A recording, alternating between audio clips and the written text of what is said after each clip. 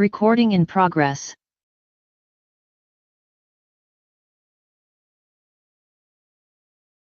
Recording stopped.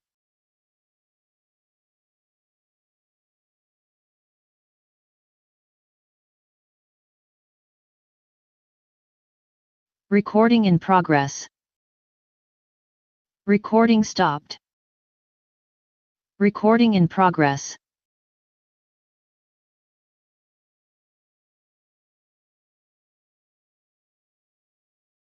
Recording stopped.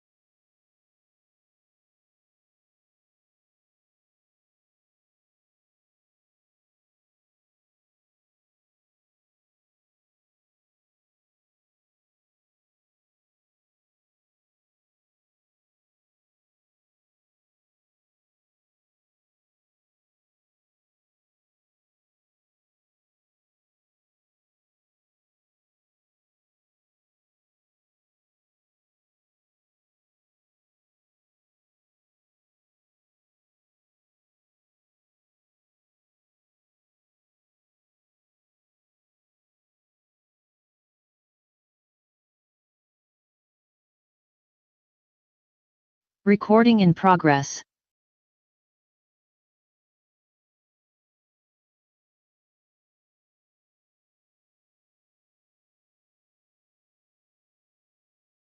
Thank you very much.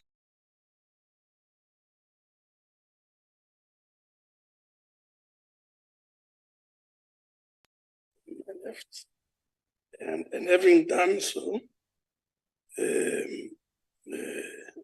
request delegates to observe a moment of silence for prayer or meditation.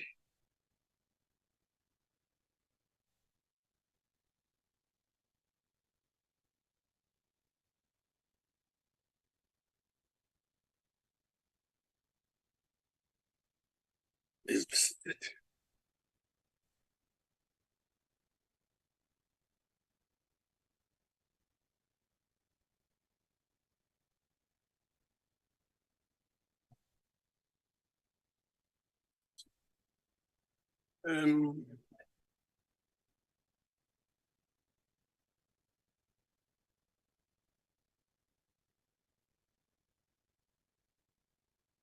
Just a few announcements. The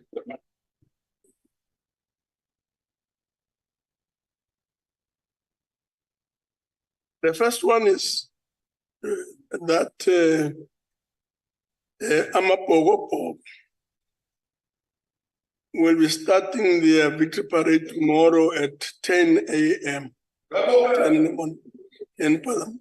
Yeah. That's the correct kind of heckling. that must be encouraged. So at 10 a.m., the event will take place in front of the NCOP steps just outside here. And the chief whip has been requested the NCOP permanent delegates to indicate their interest to attend. I'm told that the team will spend an hour at Parliament, and from here they will continue to the victory parade that will be held at the Grand Parade down the road.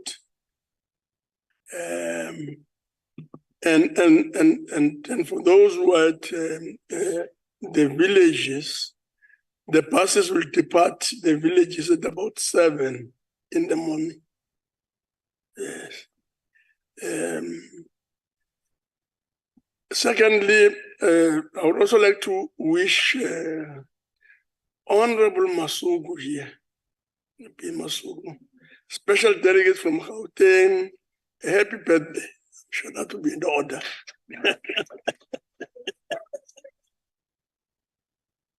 I hope and trust that his special birthday will be appropriately celebrated. But we are 100% behind you. Thank you very much.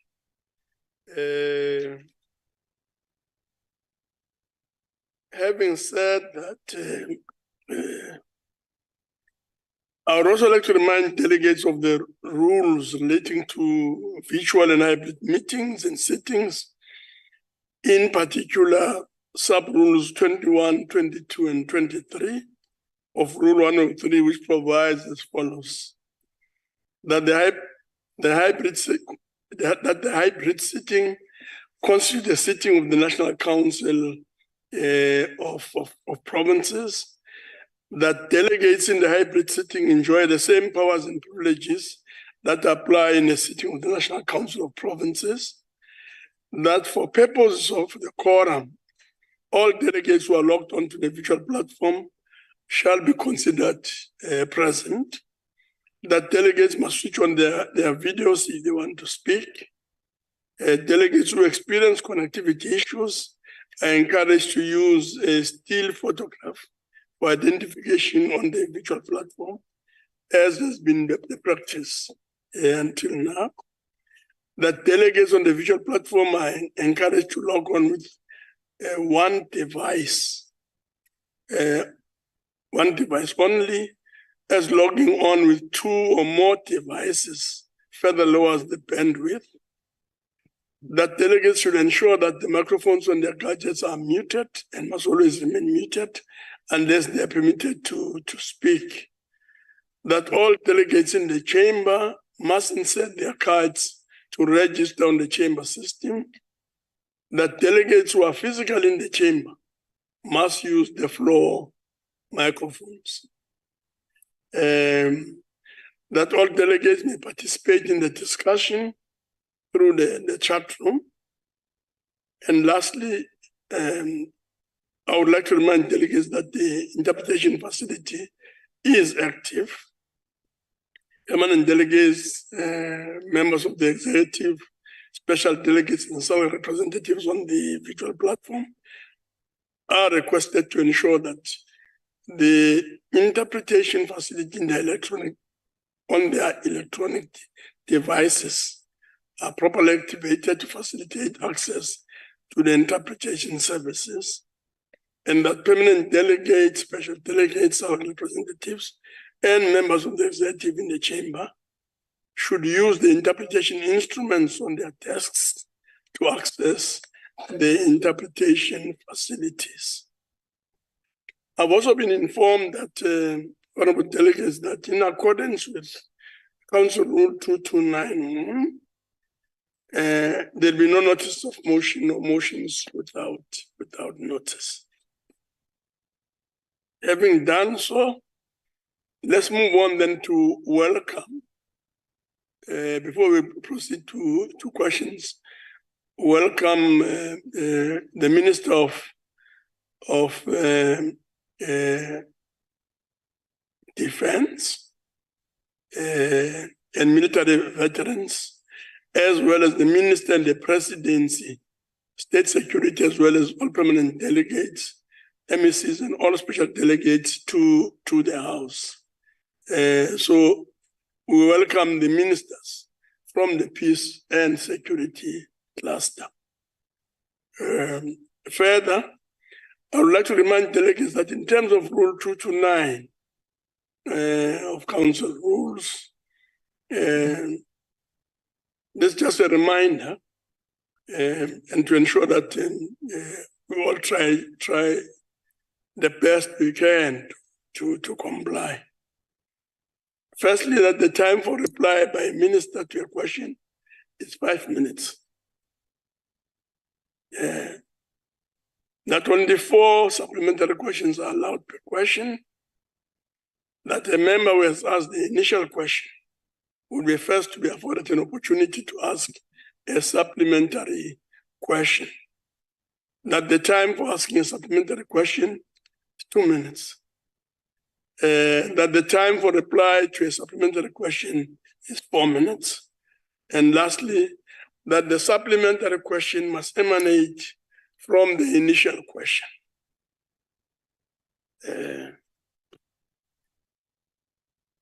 Honorable members,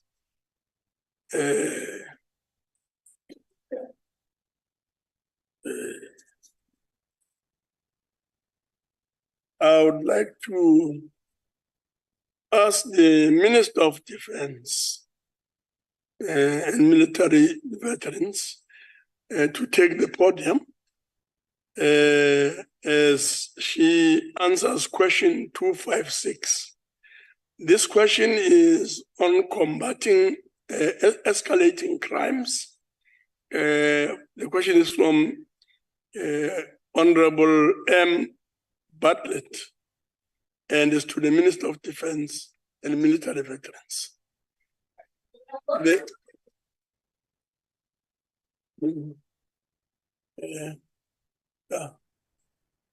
Please come through. The minister is the former chairperson of the NCOP, so we're very familiar with that. Please proceed, Minister. Not used to passing in front of the presiding officer. I seem to remember the rules. And that is why I was trying to go around. My response is to the question from Honorable Bartlett, is that no, as the security cluster of ministers, we have not approached the head of state to deploy us or to start implementing any provisions of the state of emergency. We can say that we are also watching the space. We have had several meetings. We keep tabs on the goings-ons of the Zamazamas and the cash in transit gangs. And therefore, meeting regularly, we have also drawn in other ministers who are outside our cluster, the Minister of Minerals, and the Minister of Water and Sanitation, and the Minister of Housing. Very deliberately, because the impact of the Zamazamas also affect these two ministries, especially the housing, because in parts of Gauteng, the Zamazamas have actually begun to threaten people. In the Northwest, they have started doing what we know as sexual offenses, where young women are taken for 3,000 rands and mothers must shut up. We also know that they interfere with the water resources, which are then diverted into the underground mines to cleanse and to smelt whatever it is that they're taking illicitly. So yes, we are keeping tabs, as I said, through the net joints, but we are also very clear that for now, the police seem to be doing very well on their own. We are, as defense, on standby for whenever we are called.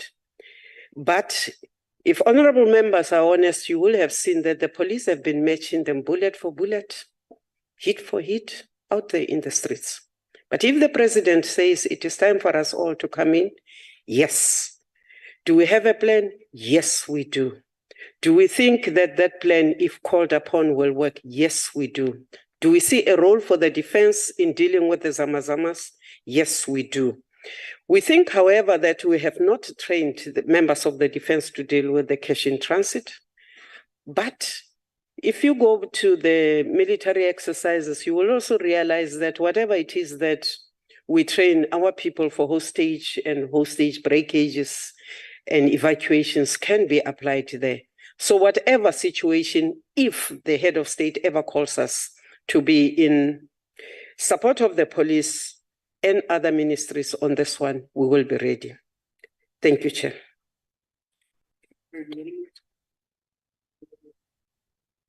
The first question will come to Thank you very much, Honorable Chairperson and Honorable Minister. Thank you very much, Honorable Minister, for your elaborate response to this critical question, which continues to generate public interest. Honorable Minister, in welcoming your response that the SNDF is on standby, if called upon to assist the law enforcement agencies, the pertinent follow-up question is therefore, how do we ensure that innocent and law-abiding members of the communities are not caught in the crossfire during this criminals for these criminal acts? Thank you very much. If defense is called in support of the police, members of the defense are led by the police. They would be the lead department. They would do the arresting. We would do the backup. If, however, we are called upon to go underground into the mines, we would know exactly what to do, because some of the weapons systems that the illegal miners carry can be matched by the defense. We also think that we would be useful there because we have certain skills in the defense. Your engineers, will become very handy there. Will we endanger the public if defense is brought in? We think not. We have had too many operations in support of the police. When members of the defense are deployed in support, whether they had been deployed many times before, they still undergo training just before any operation in support of the police. So from our side, we would not. We would serve to protect and to be a layer between our people and the illegal miners and the cash in transit people. Thank you, Chair.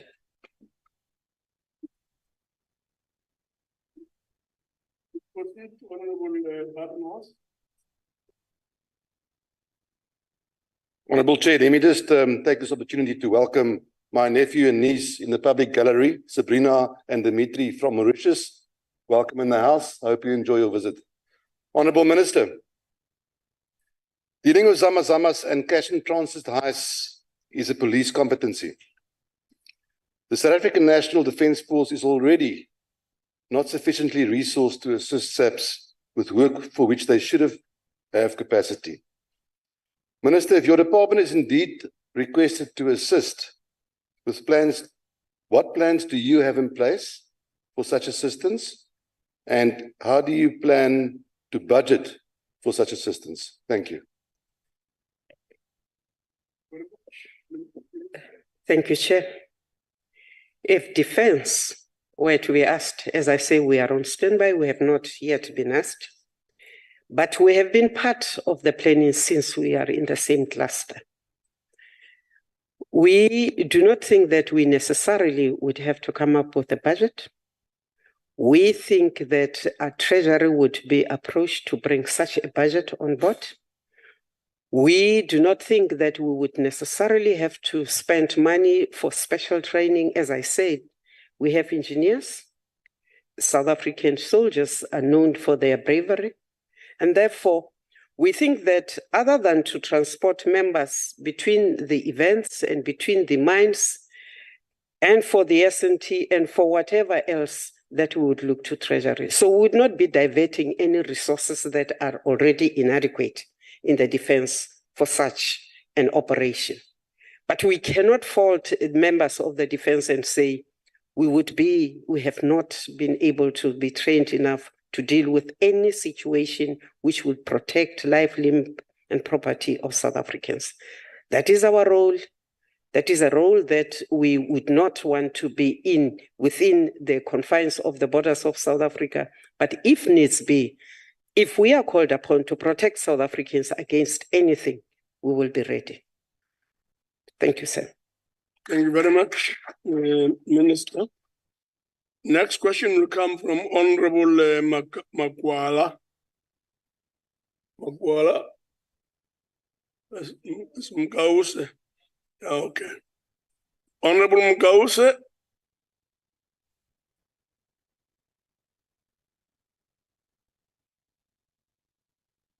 Honorable Mkause is not there. Going on. What rules is that now? Thank you.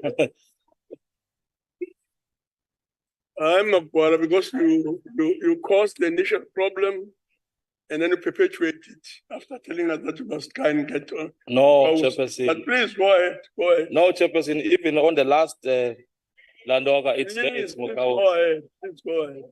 But I'm speaking to the Chairperson. What is the problem? Greetings, Chairperson. Greetings to the Minister. Minister, residents in the areas such as Kagiso and surrounding areas have for years struggling with illegal mines who have turned their area into a crime hotspot.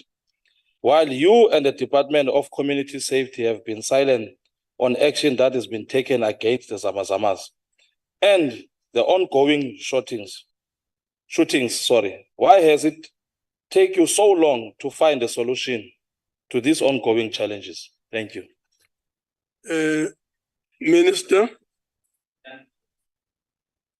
I have said that you are on standby to come in support of the police.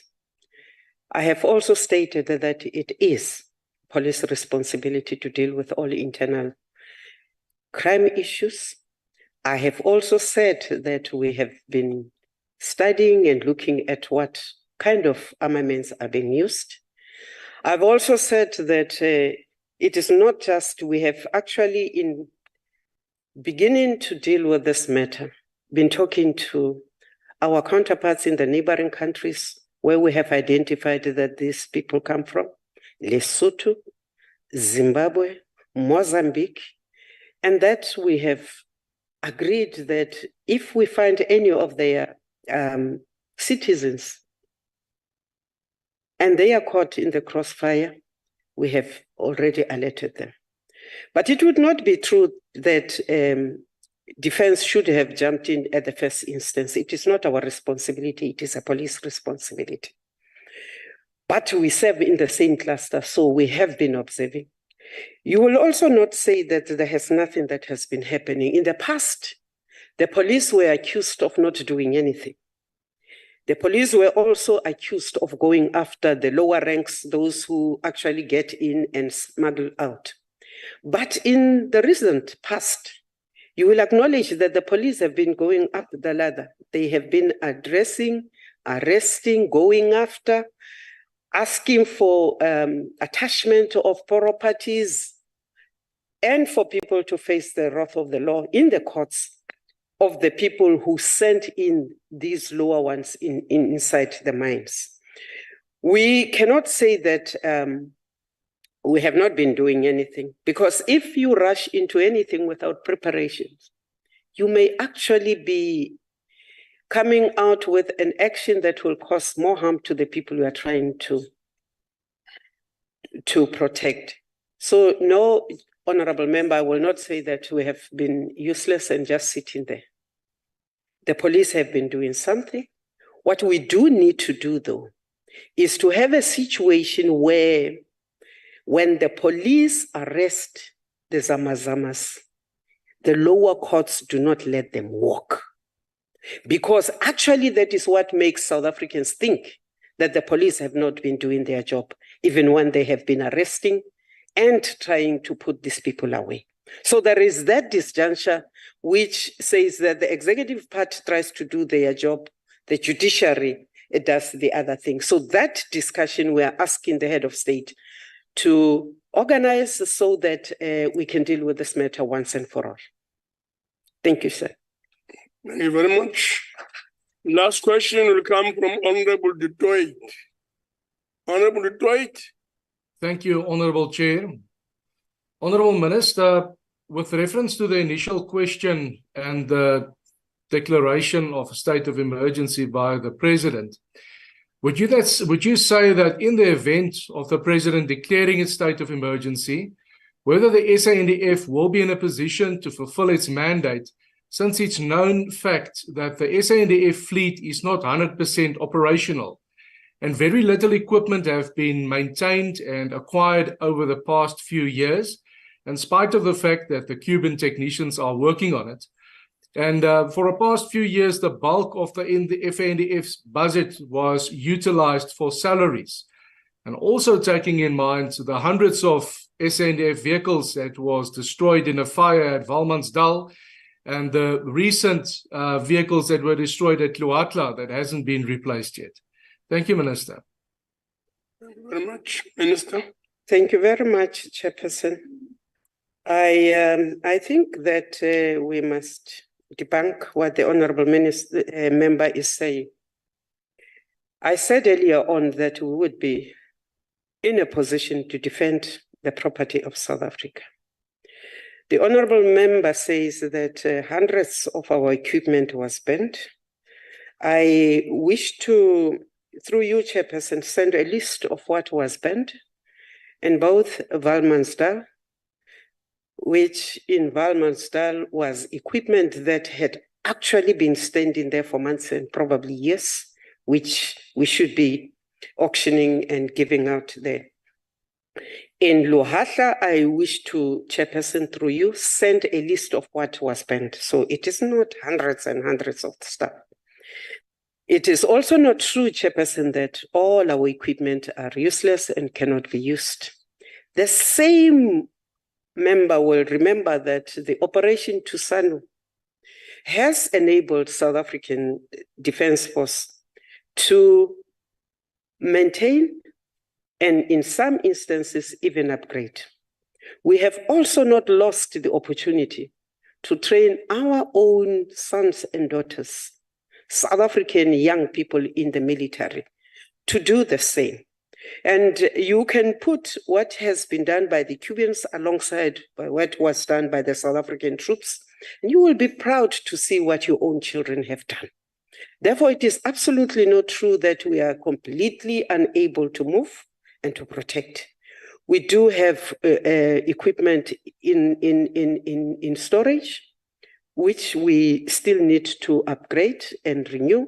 And yes, we have not had enough budget to re-equip and to maintain, because there are instances where we have issues with the original equipment manufacturers when we want parts.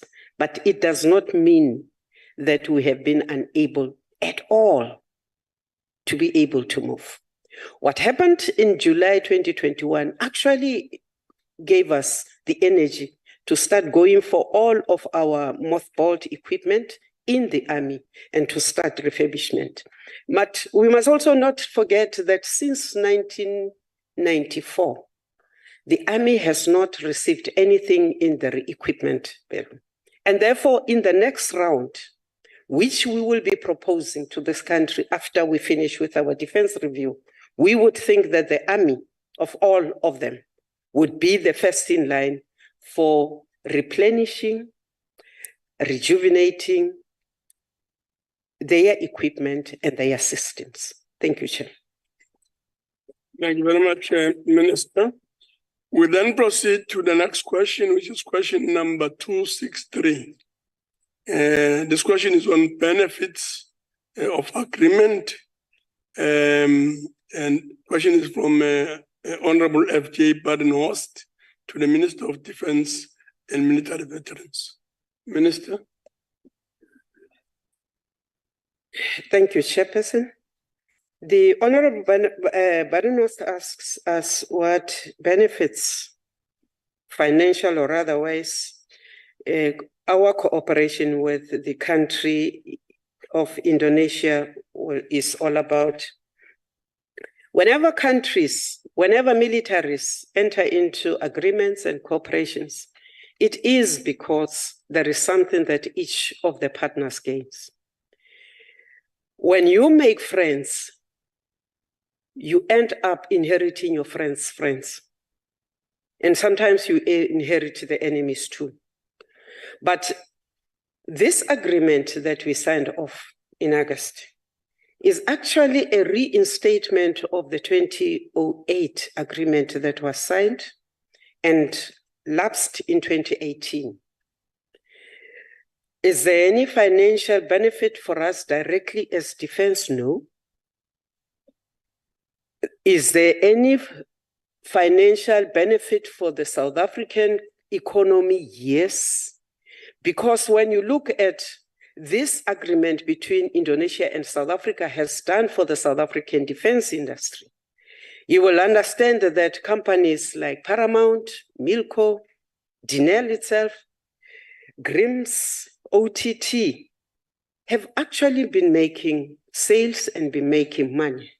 And therefore, yes, there is a financial benefit for this country in this agreement.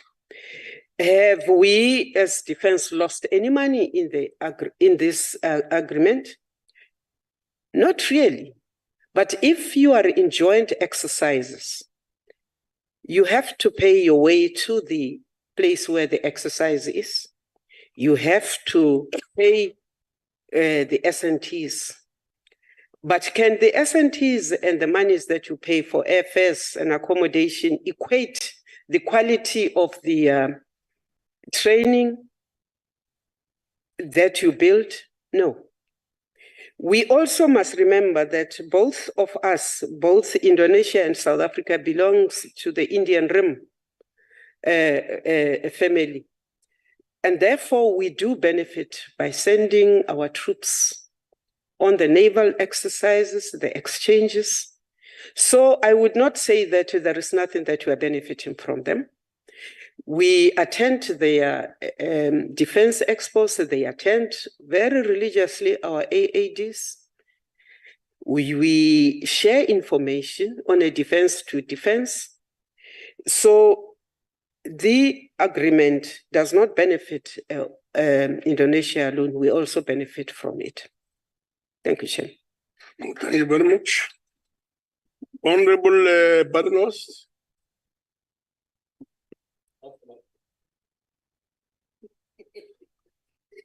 Honorable Minister, thank you. Minister, according to a Human Rights Watch report of 2022, and allow me to quote, the Indonesian government frequently violated basic civil and political rights, especially of disadvantaged groups, based on religious, ethnic, social, gender, and sexual orientation grounds. Military and police abused rights across the country with impunity, and especially in Papua and West Papua provinces, where diplomats, foreign rights monitors, and international media are largely excluded. How do these practices align, Minister, with our Bill of Rights? And why would we want to enter or maintain cooperative agreements with a country whose government shows no respect for the principle contained in our Bill of Rights? Minister. Thank you for the question, Honorable Badenhurst. Why would we really? And why do we continue to maintain relationships with like countries? The Honorable Member is not asking us whether we want to cut ties with Israel for what is happening currently. The Honorable Minister is not asking us, Member is not asking us to consider cutting ties with the US after they sent banned cluster, no, let me respond to you. Cluster bombs to an area where we as South Africa were saying we're taking no sides. So we talk about the rights, human rights, we talk about sexual rights, we talk about the rights of women and children. It does not matter whether South Africans are there, but we stand for the rights of human beings. So when we take a stand as a country, we must be able to then be very consistent with each and every partner that we will be entering into. It does not mean that when you get into a partnership and into a cooperative agreement with people, you do everything ubampolimponyan. It means that on your bilateral, you have the right to ask. We have not cut ties with Uganda. It is at exactly the same spot with sexual orientation and the rights of people who are otherwise interested in orientation. I'm simply saying that you can't cut and paste. You can't choose the others and forget the others. So, Honorable Badenhurst, we have not cut the ties, we have just renewed, but we will not support sexual discrimination. Yes. No. Chair, yes. Honorable Badenhurst is not interested in what I'm saying, and therefore I think we should allow him to continue. Yeah. Honorable Badenhurst, if I can just ask you one more time, and I think this is in the interest really of having progress. Can we avoid dialogue? Just two people talking as if the house doesn't exist. Please. Thank you very much. Honorable Dodovo.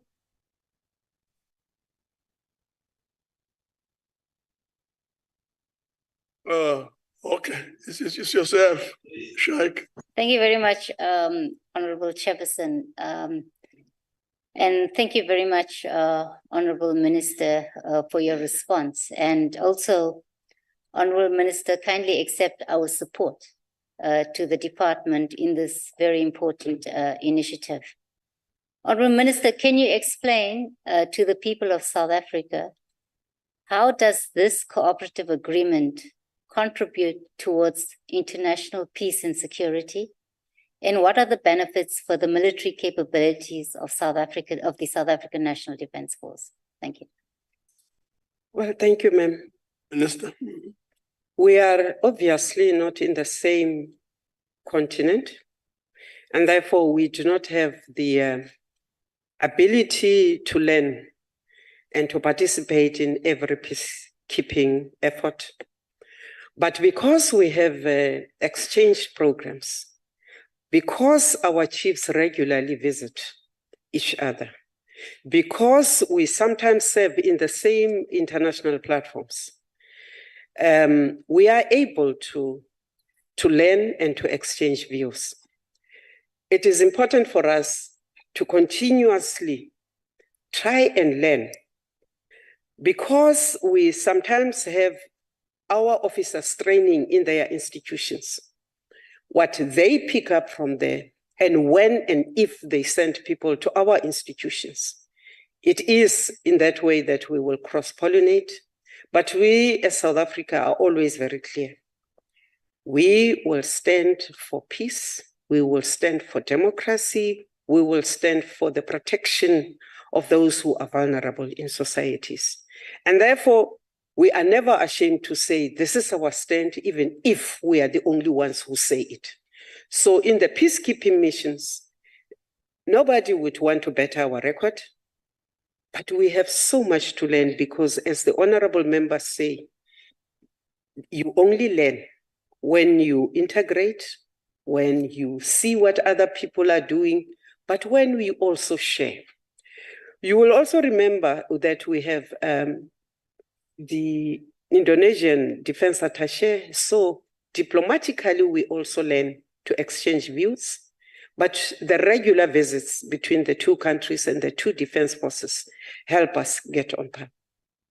We train together on the RIM family of navies, and therefore that also helps us prepare for whatever eventuality which might happen at sea.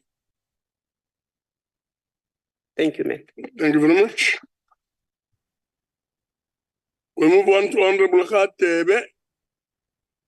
Thank you so much, Honorable Chairperson, Honorable Minister. I would like to know whether there are any similar cooperative defense agreements, past or present, that have successfully yielded positive results, such as those expected by the Republic in the defense agreement in question. Thank you. Very much, Minister. Chair, I earlier on referred to the benefits that our South African defense industry gets in selling weapons. I think that we have a long category of what they are buying from us. And therefore, financially, South Africa has been making it and milking it from the relationship between ourselves and Indonesia. So that is a success. The fact that we can share defense-related information and we can train together saves sometimes us a lot of money if we were to simply concentrate on sending our troops only to the Western countries. Thank you, Chair. Thank you very much. Next is Honorable Magwala. Thank you very much, Chairperson. Minister, once again, what measures have been put in place to protect South Africa, national sovereignty and interest in the event of conflicting objectives with Indonesia or changes in the geopolitical landscape? And secondly, does the agreement reach include provision for joint humanity and peacekeeping operations? If so, how will it contribute to regional and international peace and security? Thank you.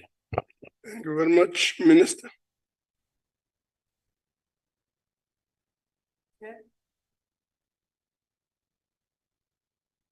Indonesia is that way we are here. We don't share borders. We share interests. We share training. We share, perhaps we can say that Indonesia, having been so close to East Timor, has also witnessed and seen what happened when a tiny state is bottlenecked. What we do share is the ability to train together, the ability to look out to the future together, the ability to use our defense industries to continuously resuscitate our own.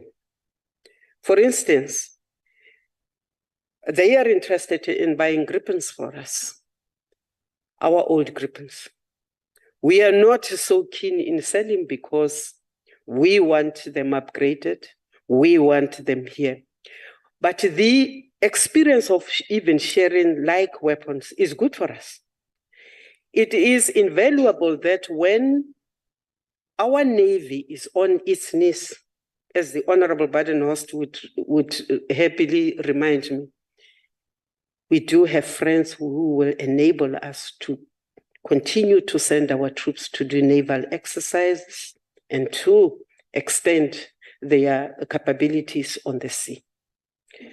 Do we share information on things that happen in the ocean? I think when it comes to crunch time, yes, we will share.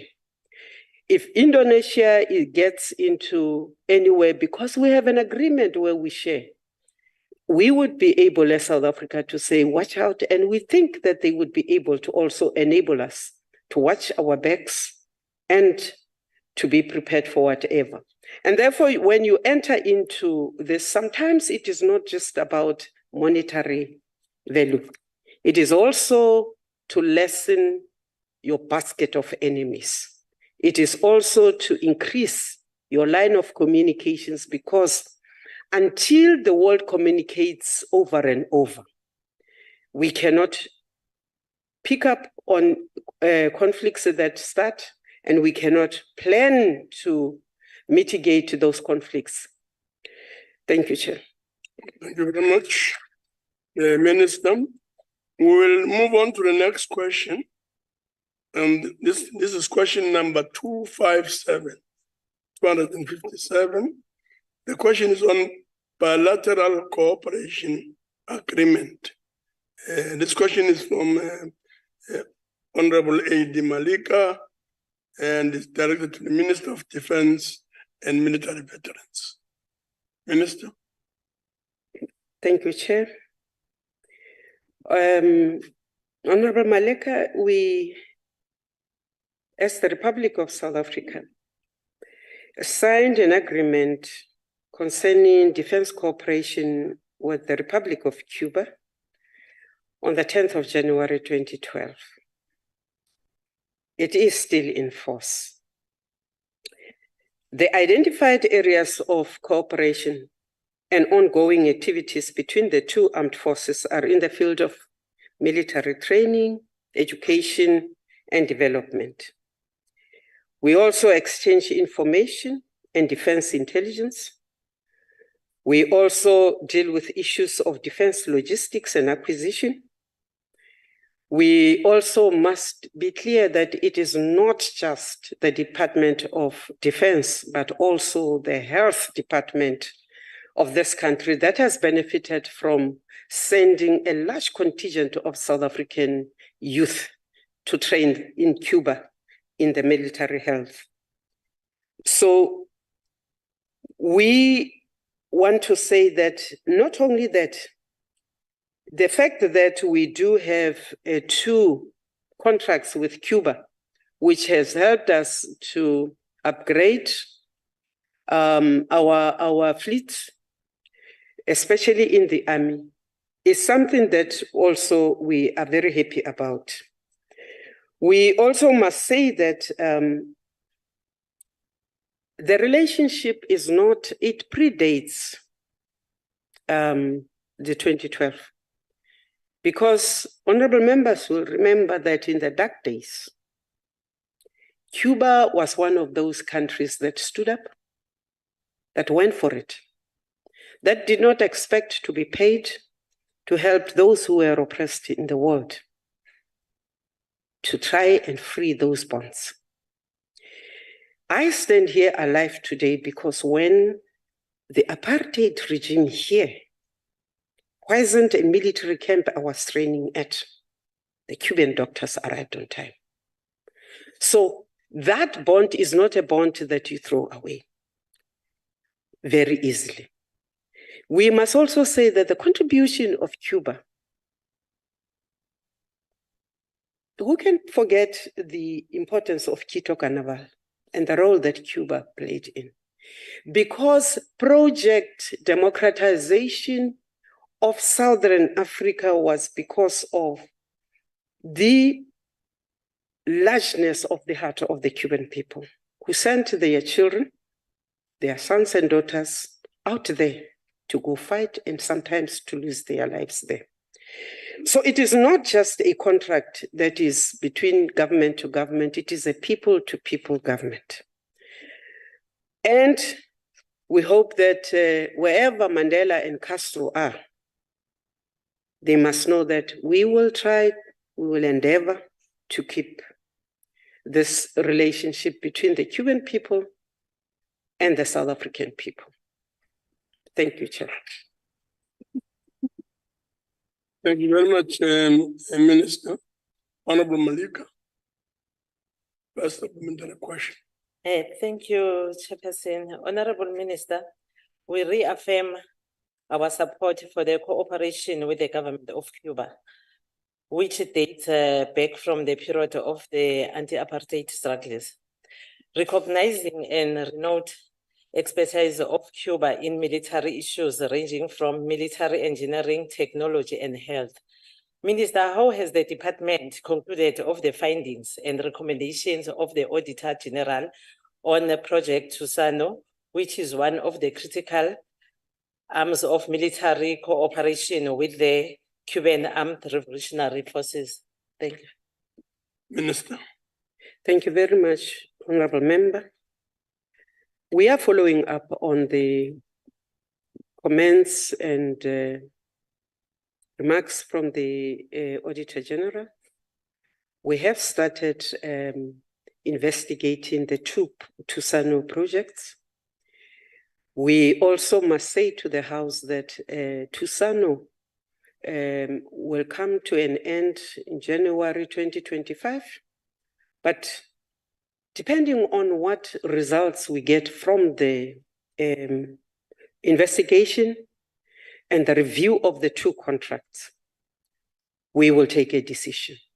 We'll take a decision not because we think Tusano, the two contracts themselves, are faulty. We will take a decision if we find any wrongdoing from either side. In other words, whatever the review and the investigation into the goings on in the two contracts reveals, we will take action and there will be consequences. Thank you very much, Minister. We move on to Honorable Dutwait. Thank you, Honorable Chair. Honorable Minister, in a previous engagement, you replied to my question and indicated that all contracts that pertains to Cuba would have been revisited, not only two, but we have not yet received the outcome and the final decision. It's also a fact that the SANDF soldiers to Cuba for medical training was 136% more expensive than if they would have received the training locally. Now, Minister, why does government value its historical ties with Cuba above the needs of South African citizens that's in urgent need of poverty alleviation, infrastructure dilapidation that's taking place, as well as the water crises? In short, Minister, why do you spend more than it's needed on training that could have been provided locally, and when will we have the final decision and outcome of all the contracts that pertains to South Africa and Cuba? Thank you, Chair. Minister. Thank you very much. Chairperson, I've referred to the two contracts that we have with Cuba. We have only two contracts. There are subcontracts in both contracts, and maybe that is why the Honorable Member thinks that there are multiple contracts. That investigation is on, and that is what I was referring to. When we integrated the different forces in 1994, it was very clear that we would not be represented as the former non-statutory forces unless there was a deliberateness from our side to find different ways of training the non-statutory force members to be able to compete equally in the defense force for space, in all the different masteries and services. So honorable member asks why we would train people in a country which cost us 136% more. That's part of the investigation, whether or not that is true. And if we find that from our side we are doing anything wrong, we will take the decision. That's what I said, there will be consequences when I get that report. Because the whole idea is to enable all South Africans to find and to feel equal in every aspect of the South African life, to choose any field of life and profession in South Africa. When we started off, we did not have enough to get in. We did not have enough to get into the Navy. We did not have enough to get into the Air Force. And therefore, we had to find alternative spaces and places to train the other people. And the other people are now firmly beginning to come into their own. Is it because we want to favor Cuba? No, we don't. And that is why I want to emphasize, Chairperson, we find that there is anything untoward with what we are paying towards Cuba, we will stop it. Thank you, Chair. Thank you very much, Minister. We'll move on to Honorable Lamini. Honorable Lamini.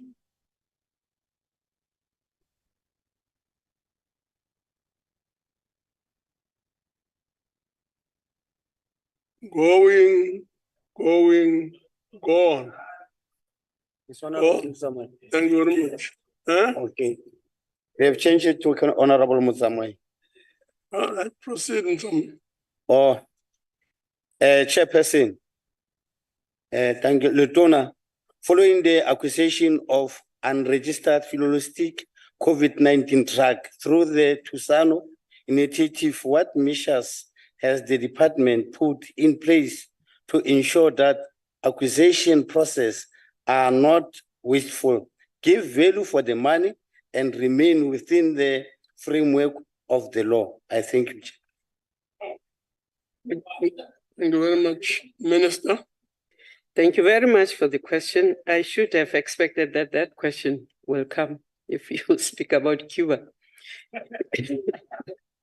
Honorable members, we followed up on how the drug was acquired.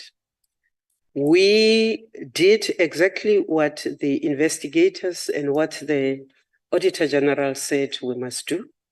We returned the drug to Cuba, not because we felt that the drug was ineffective, but because we felt that the acquiring process for the drug was faulty, and therefore that we couldn't, as the defense and the defender of South Africa's integrity, allow the defense itself to get away with murder. So we returned the drugs to Cuba.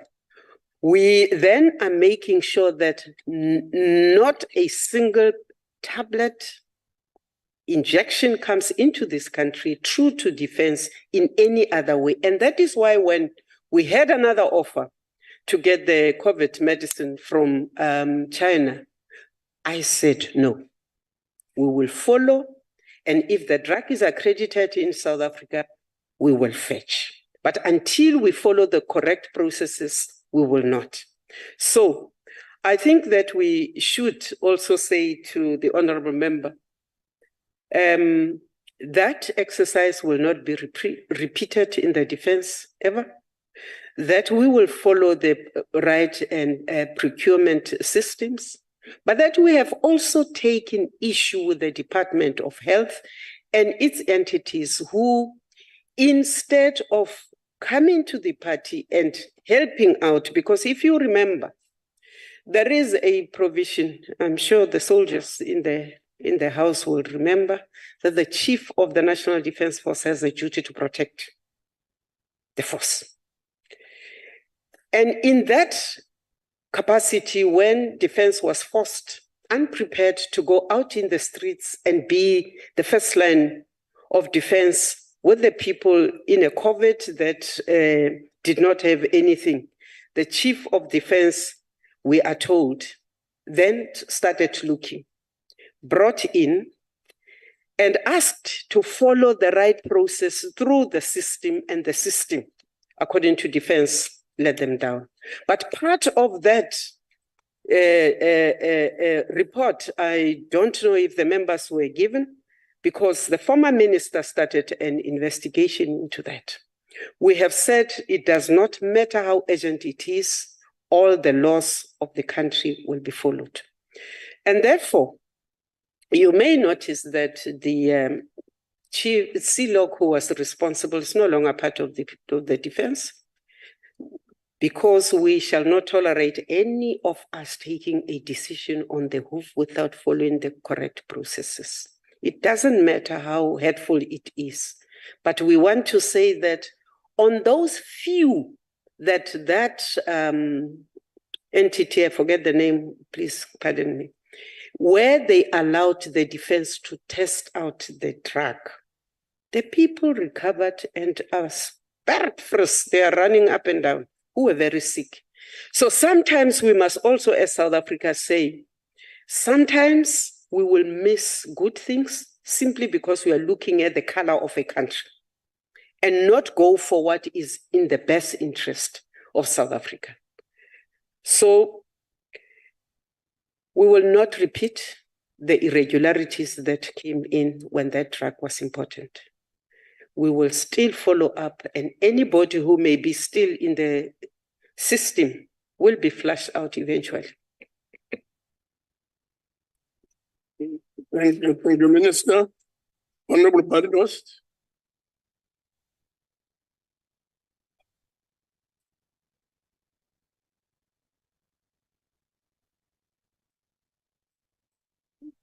Hey, it's happened to all of you. Honorable Minister. Minister, it was recently reported that medical training for South African troops in Cuba cost more than 136% in training them in South Africa, resulting in 122 million rand loss to the South African taxpayer, with the Auditor General finding another 308 million rand of irregular expenditure through Project Tusano. How much longer must poor South Africans, many of them includes military veterans, living from hand to mouth, suffer to fund this long-distance romantic relationship with Cuba? Minister. Thank you, Chair. Romantic or non-romantic, there is a relationship between the people of Cuba and this country. We must go back to the original reasons why we took Black kids from the townships to Cuba for medical training. And yes, when you look at the costs, I want to agree that it might be more expensive. But that is not the only difference, Honorable Badenhorst. You will also know that the Cuban training for medical doctors is very different from ours. They focus on preventative. We are on the curative as a country. Now, honorable members will know that when we started looking at the national health insurance, we were going to start looking at preventative medical bouquet for the country, which is why it was important for us to start getting people who would be the forerunners on the shift in the focus of medical treatment.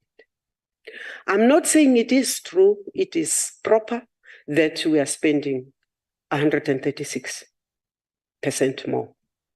I am saying, and I'm repeating myself, that part of the reasons why we are in the review of both contracts of Cuba is to see whether that 100%, that 136% is wholly the amount total charged by the Cubans, or whether there is something untoward between us here in South Africa and Cuba. If there is something there, that is part of the review. And if we find, I have already said, and I'm on record in this house a few minutes ago, that we will take action. But fact of the matter is that for us who have been on the other side, preventative medicine is better than the curative one, because we need to be able to know street by street who has what and what can be done so that we don't continue to be in the situation we are in. Expensive as it is, you've got more. And what perhaps Honorable Baden is talking to is that after they are trained in Cuba, we need to pay a little bit extra more, yes, to get them accredited in South Africa. That adds to the costs. And we are looking at all of that. I also said that the Tusano contracts, both of them, come to an end in 2025. Should, when we finish with the investigations and the review, find that there are grounds for us to stop it before 2025, we shall do so. In other words, we shall try to be as clinical as possible so that we are not seen as we will just throw money at Cuba. Where we think we merit and we need to defend the relationship, we will. Where we think there is something untoward happening between and amongst these contracts, we shall act. Thank you. Yes. Thank you very much, and Minister. We'll now move to the next question. And the next question is question 260. The question is on Lohatla fire outbreak. This question comes from Honorable N.M. Hatebe, directed to the Minister of Defense and Military Veterans. Minister. Thank you, Chairperson. The question is whether we have determined the costs on the Lohatla training base and whether we will review the conditions of training there. Honorable members, Lohatla Center of Training is one of the very biggest and the best training centers in the Southern Hemisphere. It's a tough base. It's not very nice, but it gives us the opportunity to train people under extreme conditions. Those of us who come from the Northern Cape and the Northwest, we know the extremes of the weather there. And that are the conditions that enables us to train and to bring out the best of our soldiers. And so, no, we do not think that we want to review and to close Lohatla, as I seem to get this question is suggesting. What we want to do is relook at what the fire has done, see how we can then beef up on the preventative situation, it's a fire, because this was not the first fire. In fact, within days of this fires, we're dealing with a second fire, but we were better prepared because that fire's direction did not change as much as the first fire was. And therefore, no, we do not wish to close this base. We want to say that, yes, we have lost people, but what is the point of training soldiers? It is for us to accept that there is life that we must save and there is life that we must sometimes give. We went to Lohatla, Chairperson, to meet up Firstly, with the members who were training in the base. Yes, we had lost members, 6, out of the more than 1,000, close to 1,200 people who were training in the base that day. We satisfied ourselves that the conditions could not. We pointedly asked questions whether the Lohahla had any fire trucks, whether they had early warnings. We came back knowing that that wind was very strong. When the second fire started, we also wanted to find out, just like the first fire, which had started in the mines, the second fire started in the village. And fortunately, the villagers dealt with the person who started the fire. And so we want to say that it is unfortunate that we have lost quite a number of equipment, but the most important equipment for us were the human lives that have passed on. We have had the opportunity to interact with the families. We split up the members of the High Command to be in all the funerals that ensued. We have committed to look after the widows and the children of those who have departed, as is usual in the defense.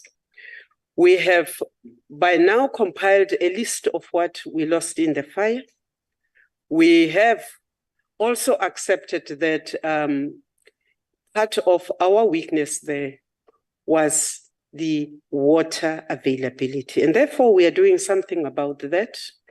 We're making sure that we are putting in wells, we're digging for water, we are replacing the fire equipment that was there. And of course, we can't replace the human beings, but the equipment we think we can. So Lohahla must stay on. The loss of life is something that we really regret, that we will live with, but we will not sacrifice the training in that base. Thank you, Chair. Thank you very much, Minister. Honorable Hadebe. Thank you, Honorable Chairperson. Honorable Minister, there is no functional state that can thrive without a strong, well-equipped and well-funded defense force. It is therefore concerning that when we can lose members of our defense force in such a cruel yet completely avoidable manner. My question to you, Honorable Minister, whether all established preventative measures and protocols were followed on the day in question, and SANDF had foreseen the danger posed by training under the circumstances present on that day. If not, why not? If so, what are the relevant details? Thank you, Honorable Minister, Honorable Chairperson. Very much, Minister. Thank you, Chair. I have said that that area and its fires and the speed of the fires of the fires in that area are quite interesting. On that particular day, the base received a 2 hours notice that the fire had started in the neighboring mines. That fire arrived at a speed, I think, of 73 kilos per hour. It was very fast. And the base was ready to deal with the fire. We must also say that the main base was not burnt. It was the training sites that were based. We must say that the relationship of the defense in that area with the farming communities and the ordinary household there is in place, that there are fire warnings from one to the other, and that on that particular date, it was there. We do regret that people have died, but we also say that it is the toughest military base you have southern of the hemisphere. Not only do we train South Africans there, other countries do ask to be trained there. We are saying that the fact that over the years, the Department of Defense has suffered losses as far as the budget is concerned is deplorable. It is something that we fight. We are engaging with Treasury, we are engaging with the head of state that we cannot continue with the budget cuts. But we also said that the equipment that was dilapidated a few years back have been brought back to life. Not all of it, not with all the agility, because even as we bring them back to life, you need to recapacitate, you need to rejuvenate not only the people, but the equipment itself. So we are saying that all of that is what keeps us awake. We are arguing that we cannot be kept at 0.7, 0.8% of the GDP, when in fact we should be slowly clawing back to at least 1+% of the GDP, so that we can begin to re-equip and rejuvenate better. Whether we had all the best equipment in the world, would we have prevented that fire which changed the directions so quickly? Were the right commands given on the day? We asked those questions very directly and we were assured. Am I certain and convinced where I am? I'm waiting for the full investigation report to come before I can say, yes, I find a fault here or I don't. So like all things, when we have that report, we will be very public about the report. Did we ask what was happening for those who were responsible that day? Yes, we did put the questions. We were assured that everything possible was done to prevent the loss of life and the loss of equipment. So yes, when we have that, we will bring back the report to Parliament and Parliament will judge us there. Thank you, Chair. Thank you very much, Minister. We'll move on to Honorable Okam. Thank you, Honorable Chairperson. Honorable Minister, I am from the Northern Cape and Luhatla is in my constituency. I've been there on the day that those people burned down and it was terrible. The wind came from all directions. But that should have raised a flag for Luhatla. I can promise you now, Minister, if you go and speak to any farmer there, and I've spoken to many, the fire breaks around Luhatla is not sufficient. Would it have stopped the fire which killed these people? No, it would not have. The wind was terrible, but it would have made it easier to fight those fires. On the second fire, Minister, the farmers right adjacent to Luhatla contacted Luhatla and said, there's a fire. Please stop your military drills and allow us to go in there so that we can assist with fighting these fires. Initially, they did refuse. Later on the afternoon, they allowed them in. So I think there need to be better cooperation. But irrespective of that, Minister, South Africa has been embarrassed by soldiers being repatriated from the United Nations peacekeeping duties in the DRC after allegations of sexual exploitation and abuse. Members have been arrested for stealing arms and ammunition from military armories, and Russian cargo ships use our strategic military harbors as dumps for who knows what armaments. If this is not enough, you are faced with a potential budget shortfall of 6.7 billion rands because of unauthorized employment expenditure through unfunded salary increases. And that is not to mention the possible claims that farmers adjacent to Luhatla will have due to the fires that spread from Luhatla. Minister, in all of this, somebody must take responsibility. Somebody must be acted against. My question to you is, with all what happened in the SANDF, have there been any actions taken against any senior officers, generals, brigadiers, or admirals, any senior officer within the SANDF with regards to all that I have mentioned? Thank you, Honourable Minister.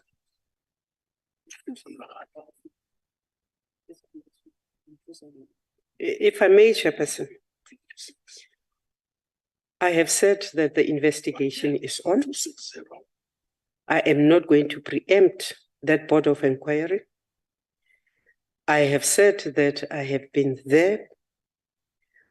If you come from that area, you also know it was not the first time there is fire there. You would also know and understand the speed and the changes in direction the fires in that area take. Were we negligent, the board of inquiry will reveal. And if they do, we will deal with that. The rest of what you are quoting is preemptive. We do not know whether soldiers of the South African National Defence Force committed SIA. We are investigating. We have taken issue with the UN because in terms of the protocol, they were first supposed to tell us as the true country and our members before they went public. They did not. We have repatriated our soldiers. They will be held accountable if indeed they were responsible for SIA. But sometimes we need to believe a little bit in the other. Give them the chance to prove or to disprove the charges put on them. So until that report is in front of us, until that investigation is done, and we had sent our own investigators to work with the UN, if anybody is charged, they will be charged. If anybody must be sanctioned, they will be. If we have to kick anybody out of the defense, they will. Now, the truth of the matter is that a few months back, the UN was praising us for the measures we are taking on sexual exploitation and abuse. Because unlike all the other countries, we do what is right. We train our soldiers before they leave. So they will be charged if they are found that they had done something wrong. Whether it is the breaking of curfew, whether it is SIA, we will deal with our troops. But we will not prejudge them before the investigations are concluded. Now, we have a myriad of problems. It does not mean we push our hands into the air and we say, hey, we have lost. No. If in the Lohata fire, that investigation comes and point a finger at a person or persons, they will face what they must face. I cannot preempt the reports. We will act when we have to act. Thank you, sir. Thank you very much. Honorable Magwala. Thank you again, Chairperson. Minister, my last question to you for the day, and thank you for all the response that you have gave us. How will the minister ensure that the identified root cause of equitable address in the training operation, and which timelines have been put in place for the completion of the review and implementation of necessary changes for training operations? Thank you. Minister. Thank you, Chair. I don't think we want to change our training. If anything, if we change, we must up the ante. The training must get tougher because the training must then anticipate anything and everything that can happen on that base. So it will not get easier. It rather get tougher so that we survive and our equipment survives. We have taken stock of what we have lost in the fire. We are making sure that we are able to replace that which has lost, including the tents and whatever.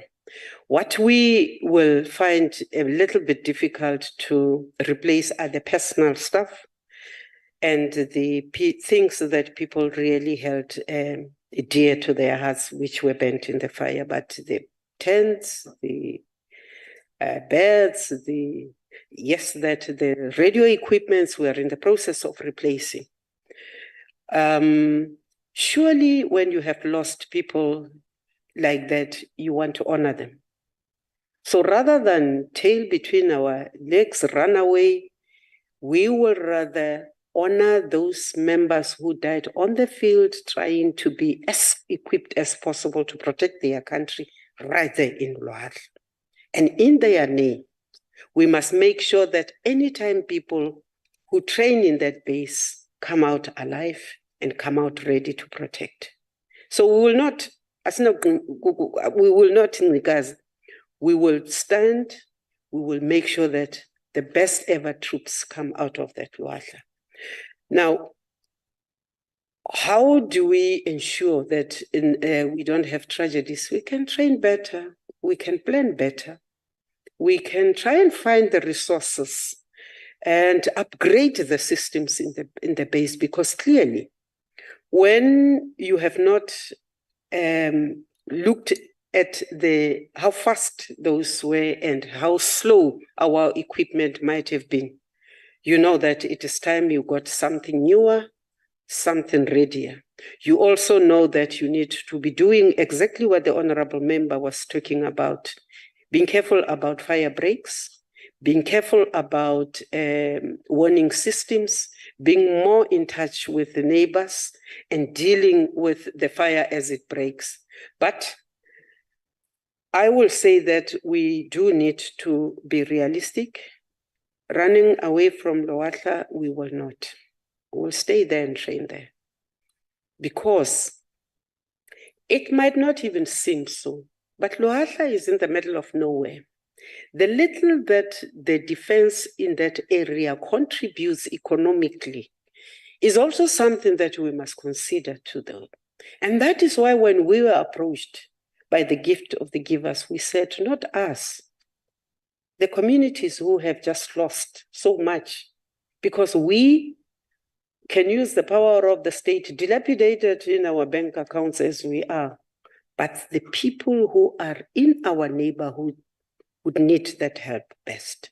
And so we will continue to say that we will not only shield our people against the fire, we will listen to them when they warn us about the fire. And I'm very, very happy about the relationship with the base command holders existed between themselves and the farmers. And when I got that report, it was before the second fire. Even then, they said, we have a very strong system with the farming communities and the communities here. And that is why when the second fire broke out, we knew exactly who had started it, and it wasn't.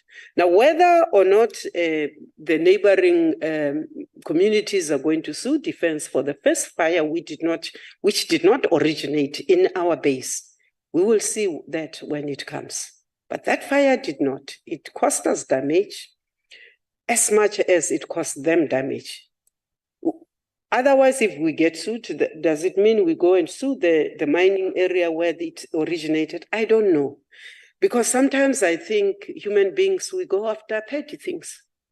Yes, financially high, but for me, you celebrate saving lives at any moment. And for me, the most important thing is that out of the, was it 1,120 Smanman, we lost people. We could have lost all of them. And for that, we thank God. Thank you, Chair. Thank you very much, Minister. The last supplementary question will come from Honorable Mtetwa. Honorable Mtetwa. Yes, thank you, Honorable Chair.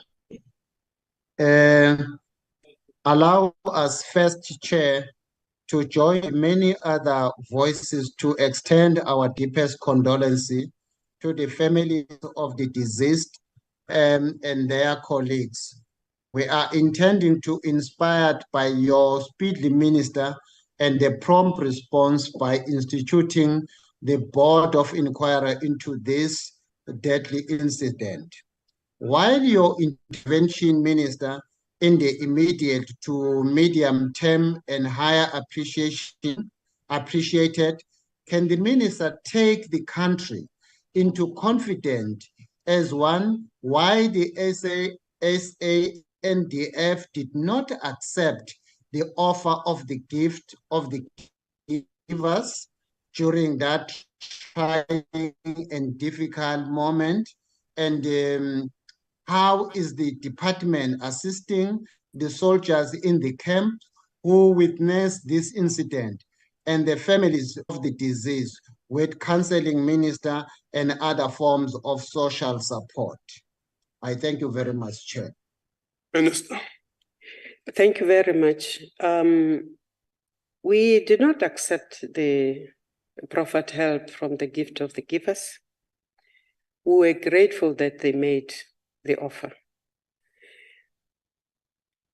We thought that the communities surrounding the base was more deserving because we knew that we could replace the tents, we could replace the food, we could replace the uniform of our members. But the community, mostly unemployed in a very difficult part of South Africa, would have needed those blankets and the food even more than our soldiers. So it wasn't out of disrespect. I myself spoke to the gift of the givers to transfer and to look after our people first. So it wasn't a rebuff. It was our way of saying, these are soldiers, we will deal with it. If they sleep a little bit without a blanket today, it's part of their life. But we will look after our own. Now, the families, yes, are in the process of receiving counseling. The families and the dependents of the deceased will continue to get the support. The Army Foundation has a fund, and it takes contributions from members. We are undertaking to ensure that all those kids will go through school to the highest level that they want. Because that is what the Army Foundation has been doing, it will not be a new thing. We will make sure that the families are taken care of. The business of burying, barring where the families had asked us to make space so that they do their cultural stuff and so on and so forth, were part of our responsibility. So we will not run away from our responsibilities. We look after our own. We will make sure that those kids who have lost fathers and mothers will not be fatherless and motherless. Continuous visits, continuous support for the families, that is what we have given instruction for us to continue doing. But as I say, if it means that amongst us, we actually begin to adopt on top of what the Army Foundation will be doing to those children, we will do so. But we're not going to run away from our responsibility. When a man or a woman gives their lives to their country, it doesn't matter whether it was at the border or by the fire at their training base. The country must acknowledge, the country must be there for them because they have given us their lives. So we are there. Thank you, Chair. Thank you very much, Minister. We will now move on to question number 270. The question is on sexual assault by South African soldiers. This question is from Honorable Ryder and is directed to the Minister of Defense and Military Veterans. Minister. Honorable Ryder, somebody preempted us. But we did, after we queried, receive a report from the UN that contained the allegations of serious acts of ill discipline and misconduct by the members of the South African National Defence Force who are deployed in the DRC. We did also formally inform the UN that the members' consent will be withdrawn by us, and we immediately sent both the investigators and the military police to go and bring them back, and those members are here at home. They are not here free because we are investigating and we will charge them if we find them wrong on any ground. We just felt that we could, as a country, have been treated a little bit better rather than to see things on the TV screens before we were formally told. That does not excuse any member of the South African National Defence Force to go out of line.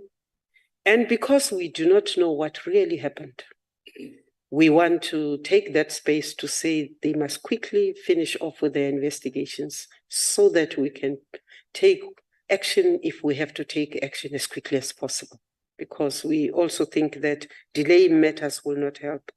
We'll continue with our mission in MONUSCO because we committed, but we will also say that we hope that we have not lost faith as South Africa because of the young men and whatever it is that they are being accused of, because we don't think that the sacrifices, the time we have spent, the utilization of our equipment, the trying to pursue a mission of peace in that country must just be thrown down the drain because of these youngsters' misdemeanors, if they are found guilty. Thank you, Chair. Thank you very much. Honorable Ryder, first supplementary questions. Thank you very much, Minister. Welcome back to your house. Thank you, Chairperson. Minister, this is not the first time that this has happened. And while your actions are welcomed, swift actions, this now points to a bigger discipline problem, almost a systemic problem. Now, the command should be taking constant steps to ensure that these abuses and violations are not permitted. The President of South Africa is the Commander-in-Chief, and he is ultimately responsible, and he appointed you, Minister, to be solely responsible for defense. So, as much as there are perpetrators of this vile behavior, there are victims too, victims who deserve to be acknowledged. So, Minister, I want to ask you, what have you done to support those victims? Thank you. Minister.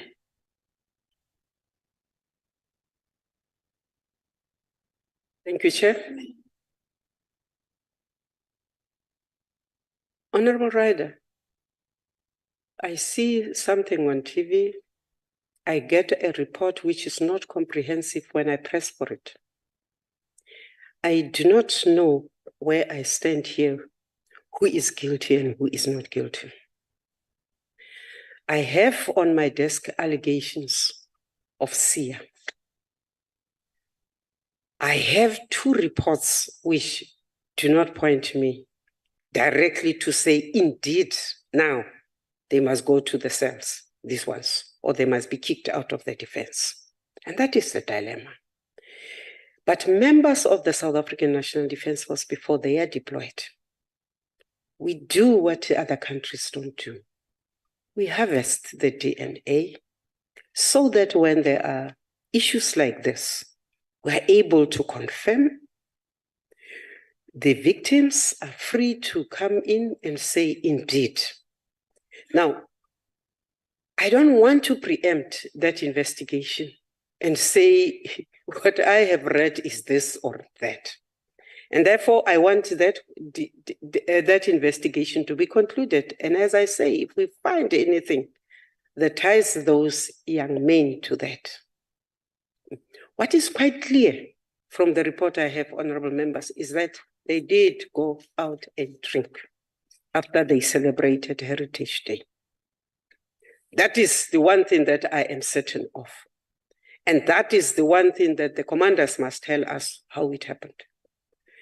Why, if they are drinking, they were not drinking within their own confines, but I'm told they had to go somewhere else for the celebrations.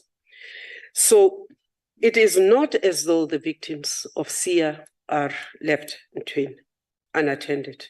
In the past, when there were complaints, when children resulted from the sexual exploits of our young people, you would know that we are the first country that docks their salary, and they look after those children. So we will not take shortcuts this time.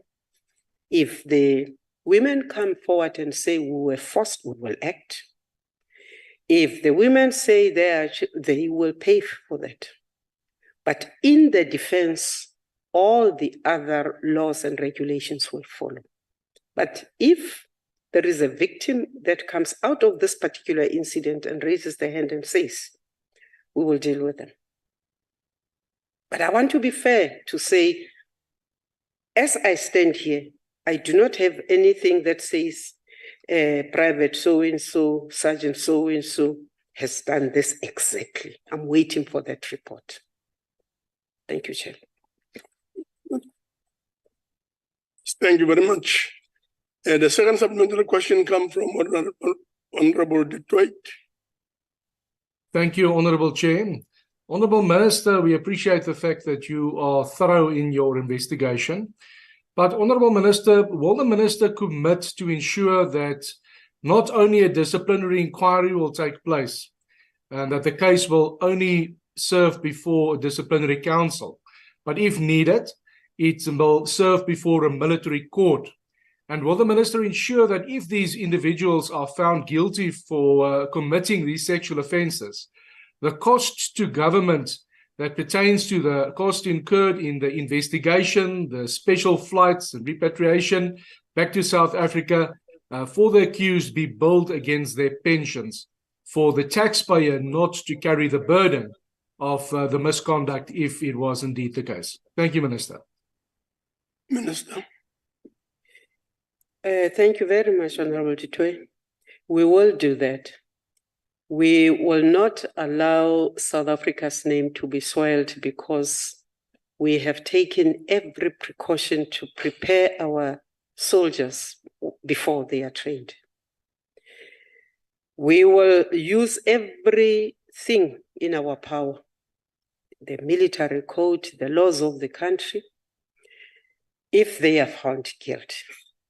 But if they are not found guilty, we will also accept that they are not. As I say right now, I do not know. And if they are found guilty on all counts of whatever is they are being accused of, we will take strong action. The military justice system is a little bit slow for my liking when it deals with sexual offenses. We have a pile-up of cases as longer than my arm from back there. And we're trying to push them to deal with these issues so that no one sits and falls asleep when other people are waiting for justice to be done. So yes, if the military justice system fails, we will go out into the open courts and we will take Honorable Dudoy's advice that we should recoup the expenses. That we will take to the High Command. We will not protect anybody who soils the name of South Africa, because if we do, it will continue to happen. Thank you very much. Honorable Ndongeni.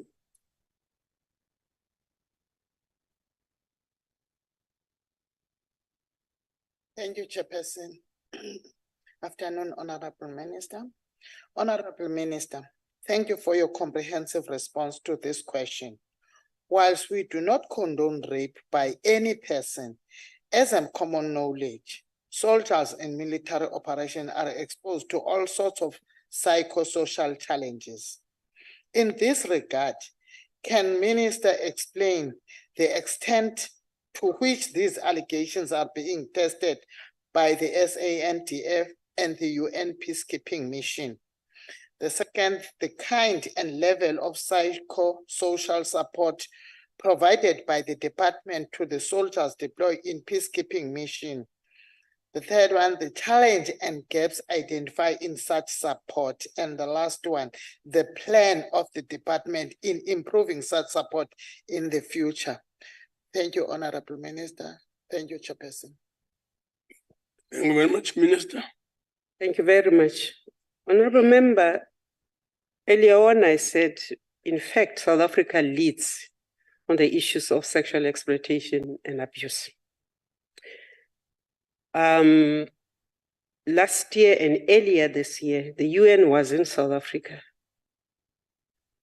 They are trying to do what we are doing and encourage other countries to do. We follow up whether a soldier wants to admit it or not. As soon as that DNA of that child says, we deal with that person's salary.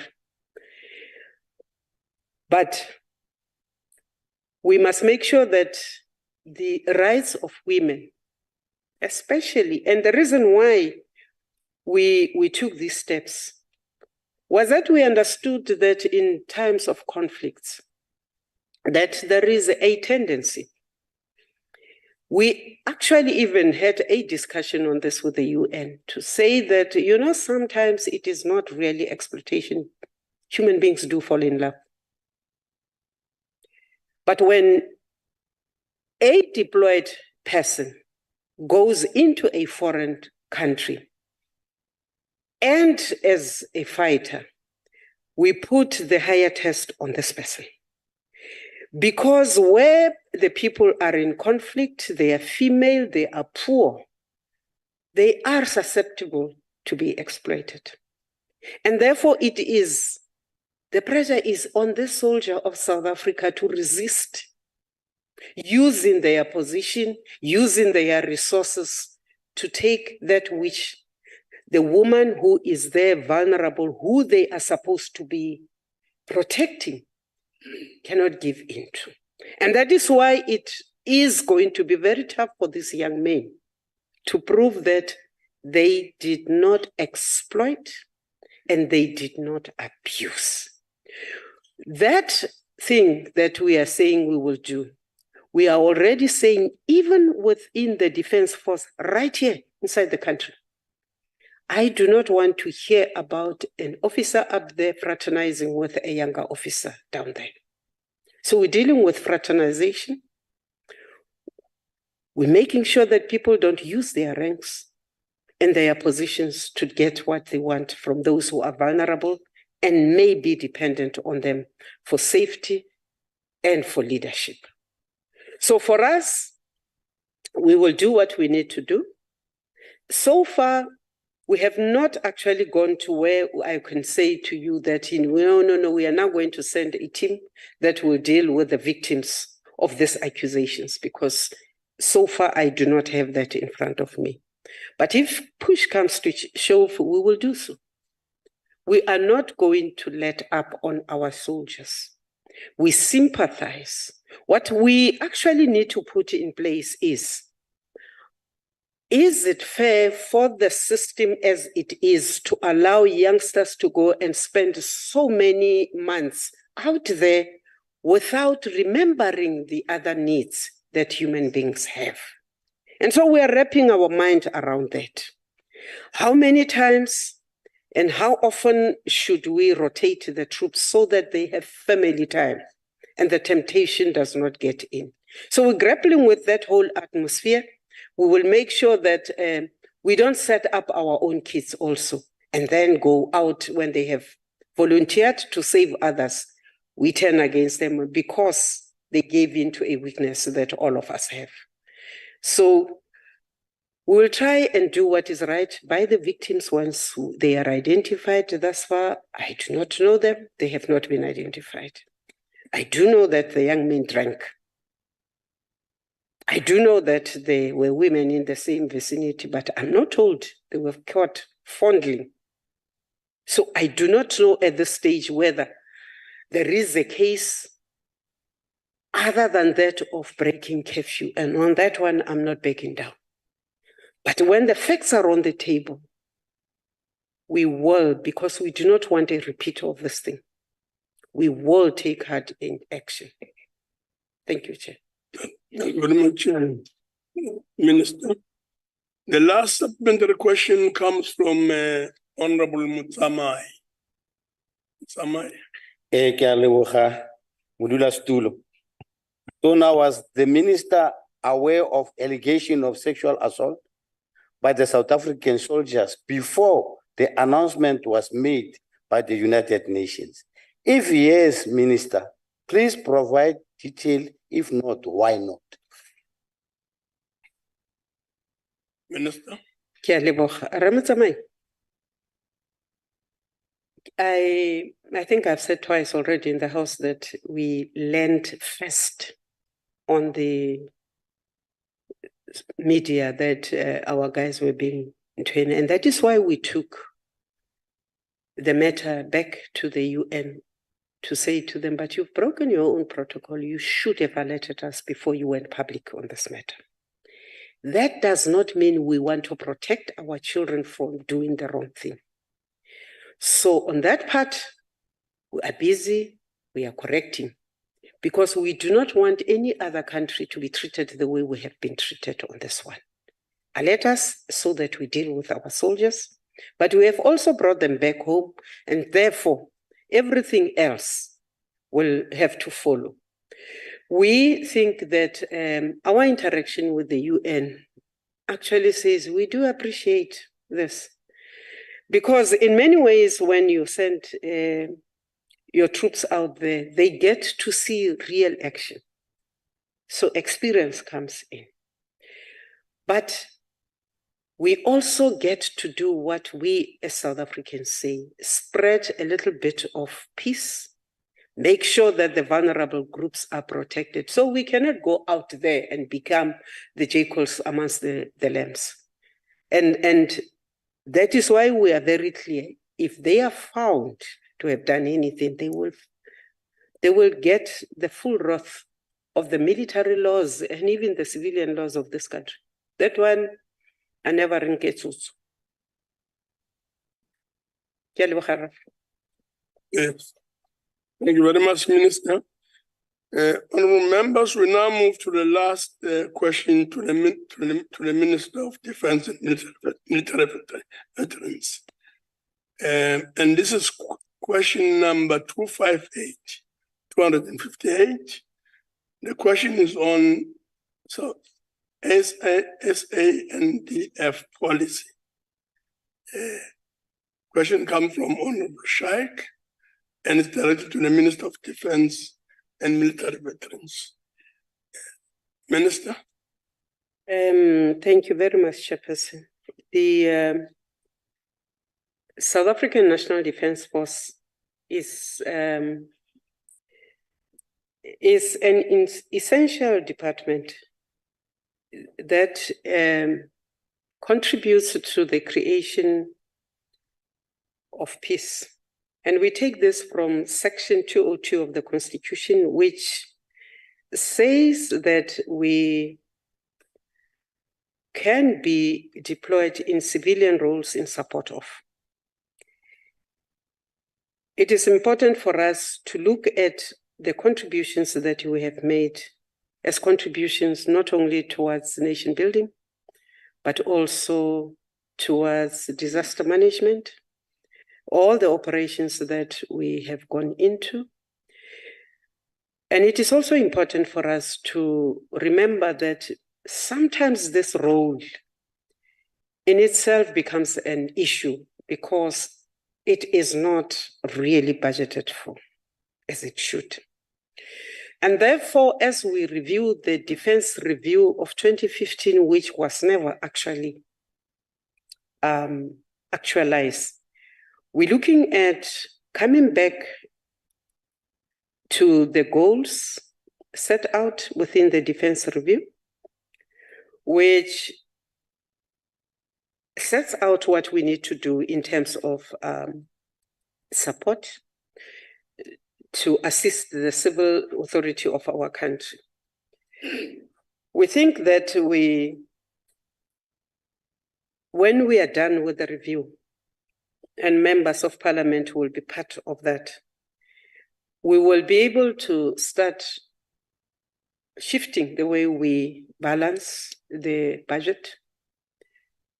We will begin to look at which areas, if any, that we need to create within the defense structure to focus on disasters. We will then begin to look at how we get the resources. We participate in the disaster operations. Chariot is never budgeted for. We are in Prosper. You take from Paul to give Peter, and you are never completely compensated. We are part of the Welisizwe bridges, which are very, very important because young children in the rural areas often risk drowning. Old people can't get around with their business because of the lack of this. So when you divert your engineers, you benefit as a department because they gain the experience and the exercise. But you take the resources that you don't have also and divert them at a time when you need to be taking every little cent that you have and pushing it towards maintenance and pushing it into acquisition of new things. So we yes want to increase the level of training. We want to continue doing what we need to do. We think that the issues of the Zamazamas will not be completed without us. But the truth of the matter is that we don't have a budget line that says we're going to do X, Y, Z, please. And this time around, at least in these preparations, we are putting our foot down to say, we will continue to do this, but please remember that when we take this money from this pocket and we go there, we get irregular audits. And when we do that in the name of helping out in these operations, nobody thinks that you get a bad audit of an irregular expenditure and trying to do good. When you get an irregular expenditure, people always think it is because you've done something wrong. And most of the time, we've not done anything wrong. We've simply shifted resources to go and deal with a pinching shoe when we shouldn't have. But if we don't do that and everything falls apart, the same nation will turn around and blame us. So we're thinking that we will definitely use the review of the 2015 review to begin to come up. We want to propose that we have a permanent disaster relief structure within defense and train accordingly and equip accordingly. We want to be able to say that when other departments ask us to intervene, we are ready. We want to say that sometimes even unreported. I don't know how many municipalities have had a crisis of water and we've had to relieve and release soldiers to go and tanker because the people need water. And therefore, we want to say that that defense review will be a make or break, but we are already thinking that we are gearing for a big war because there must be a shift in the way we budget and in the allocation of that budget. And so we're beginning to fight. Thank you, Chair. Thank you very much. We'll proceed to the first supplementary question from Honorable Das Sheikh. Thank you very much, Honorable Chairperson, and thank you very much, Honorable Minister, for your response. And we note the review process as you've indicated. Honorable Minister, as you may be aware, that floods have become a common occurrence in South Africa with devastating socioeconomic and human costs. In light of the poor capacity of various municipalities to mitigate the disasters associated with bad climatic conditions, Minister, what are the future plans in terms of tapping on the capabilities of the SANDF in a more structured way to assist during these disasters? Thank you very much. Minister. Thank you, Chair. Honorable members, we have very good engineers who came into their own during the Natal floods. We have a works formation which is not big. What impressed me when I went into defense was to find that every soldier in defense has been equipped with an alternate skill. So you've got a lieutenant who's also an electrician, or a plumber, or a builder, or an ironmonger. And it doesn't matter what gender.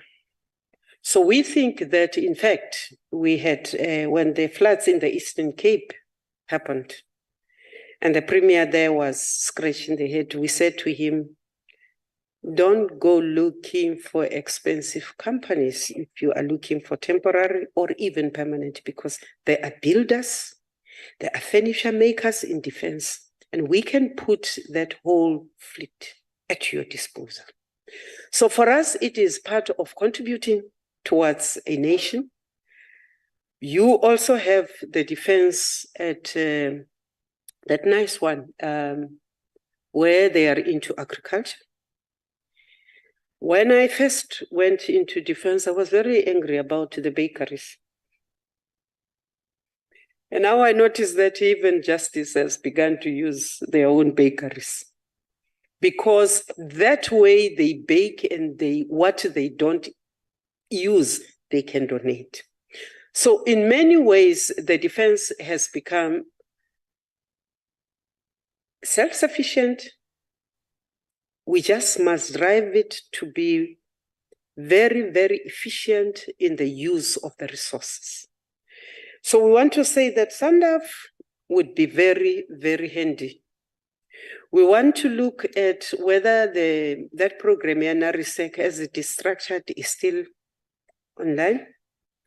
We want to look at how we will even be tapping into the skills, the military veterans, to continue to build better lives within our countries. But building of the bridges is one of those. The problem there is that it is not our responsibility. We are in support of. So we want to say that there are skills in the defense which are important, which can be put at the disposal of people. When this country came to a standstill during COVID, and even in the last Nihao strike, the military jumped in.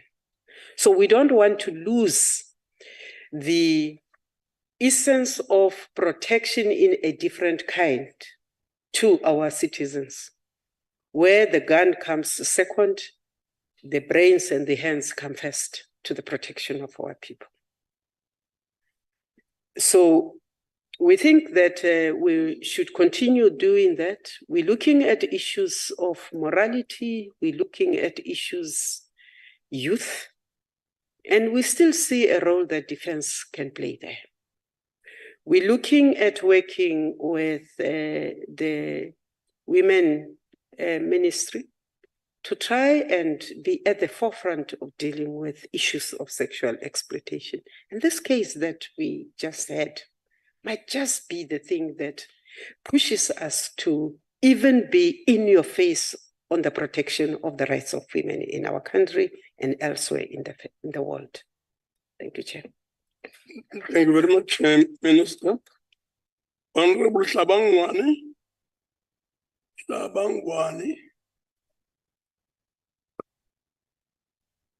Thank you very much, Honorable the House Chair, and greetings to the Minister.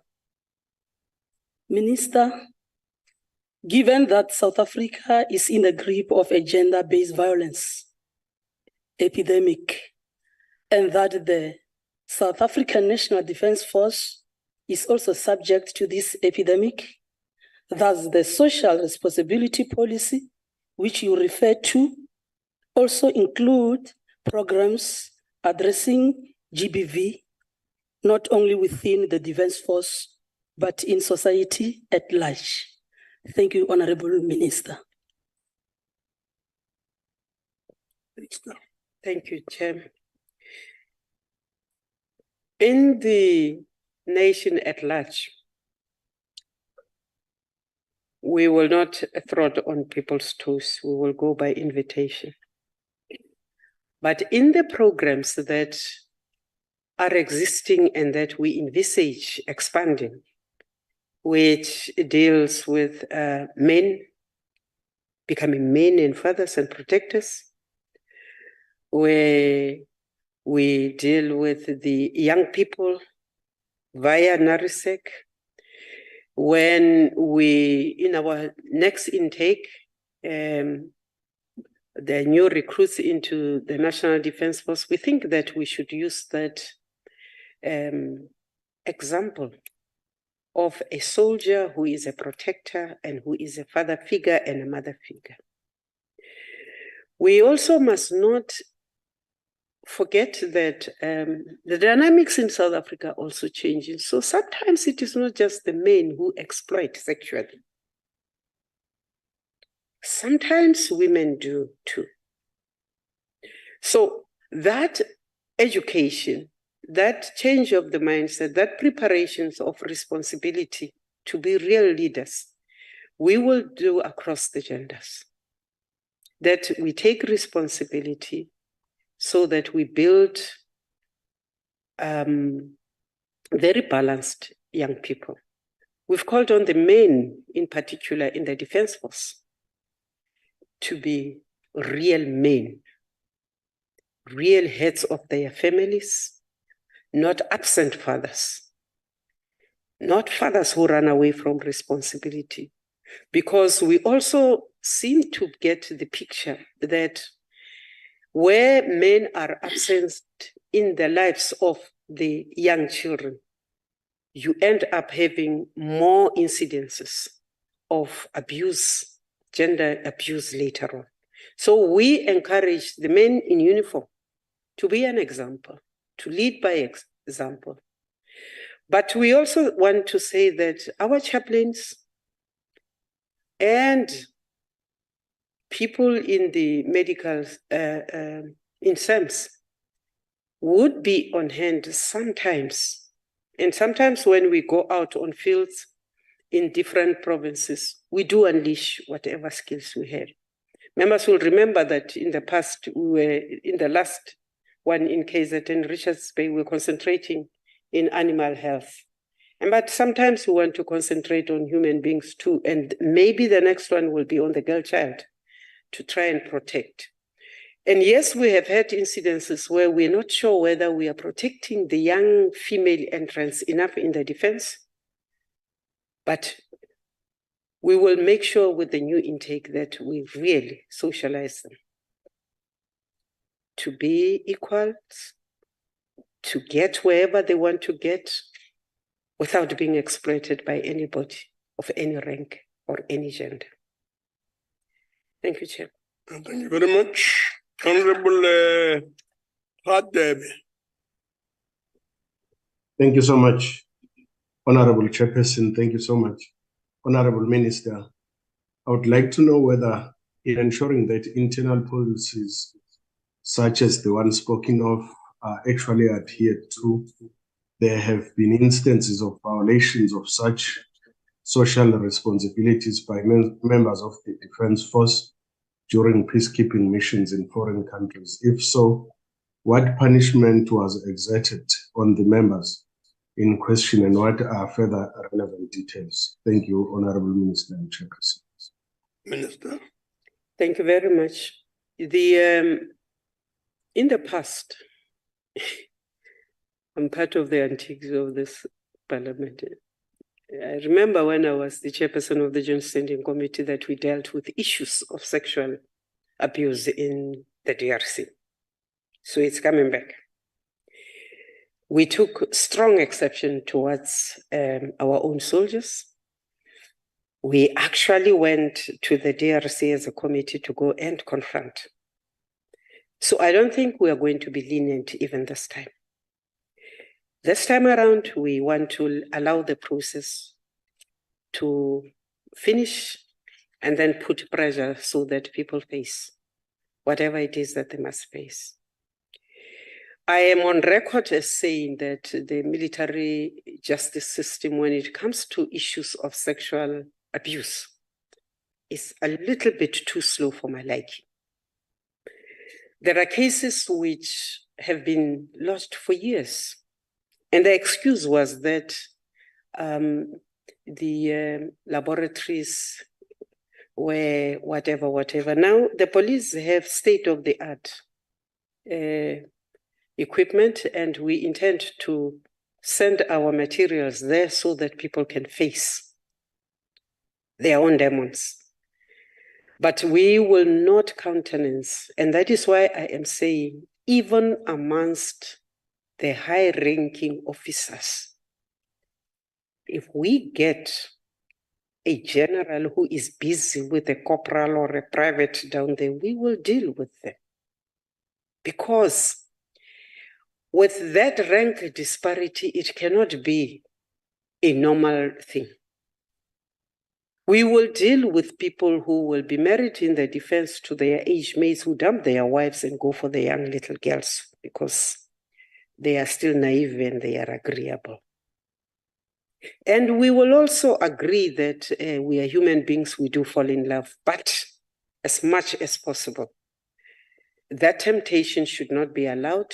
And if an officer wants to do that, it had better be very clear that there has not been any coercion, there's not been any inducement, that the young person who is so approached does not jump steps and suddenly gets into ranks that they do not, because we are also looking at that.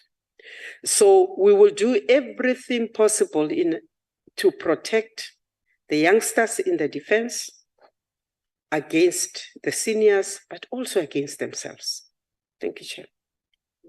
Thank you very much. The last supplementary question will come from Honorable Badenhorst.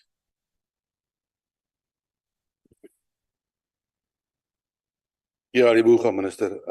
Minister, Chapter 11 of the Constitution, Section 202, state, and I'm going to quote, "The primary object of the Defence Force is to defend and protect the Republic, its territorial integrity, and its people in accordance with the Constitution and the principles of international law regulating the use of force." Close quotes.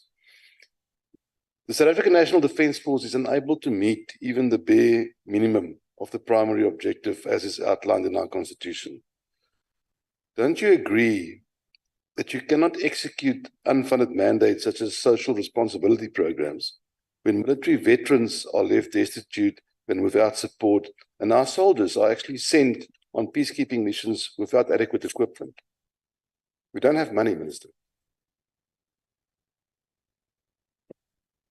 Minister. Thank you. The honorable member conflicts the two departments.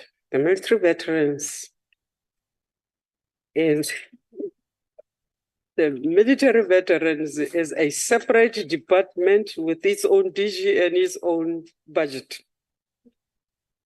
That is a story for another day.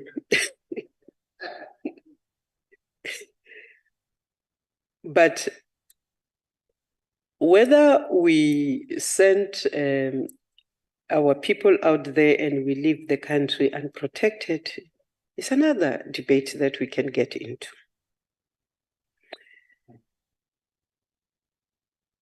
We don't have the latest equipment in the world.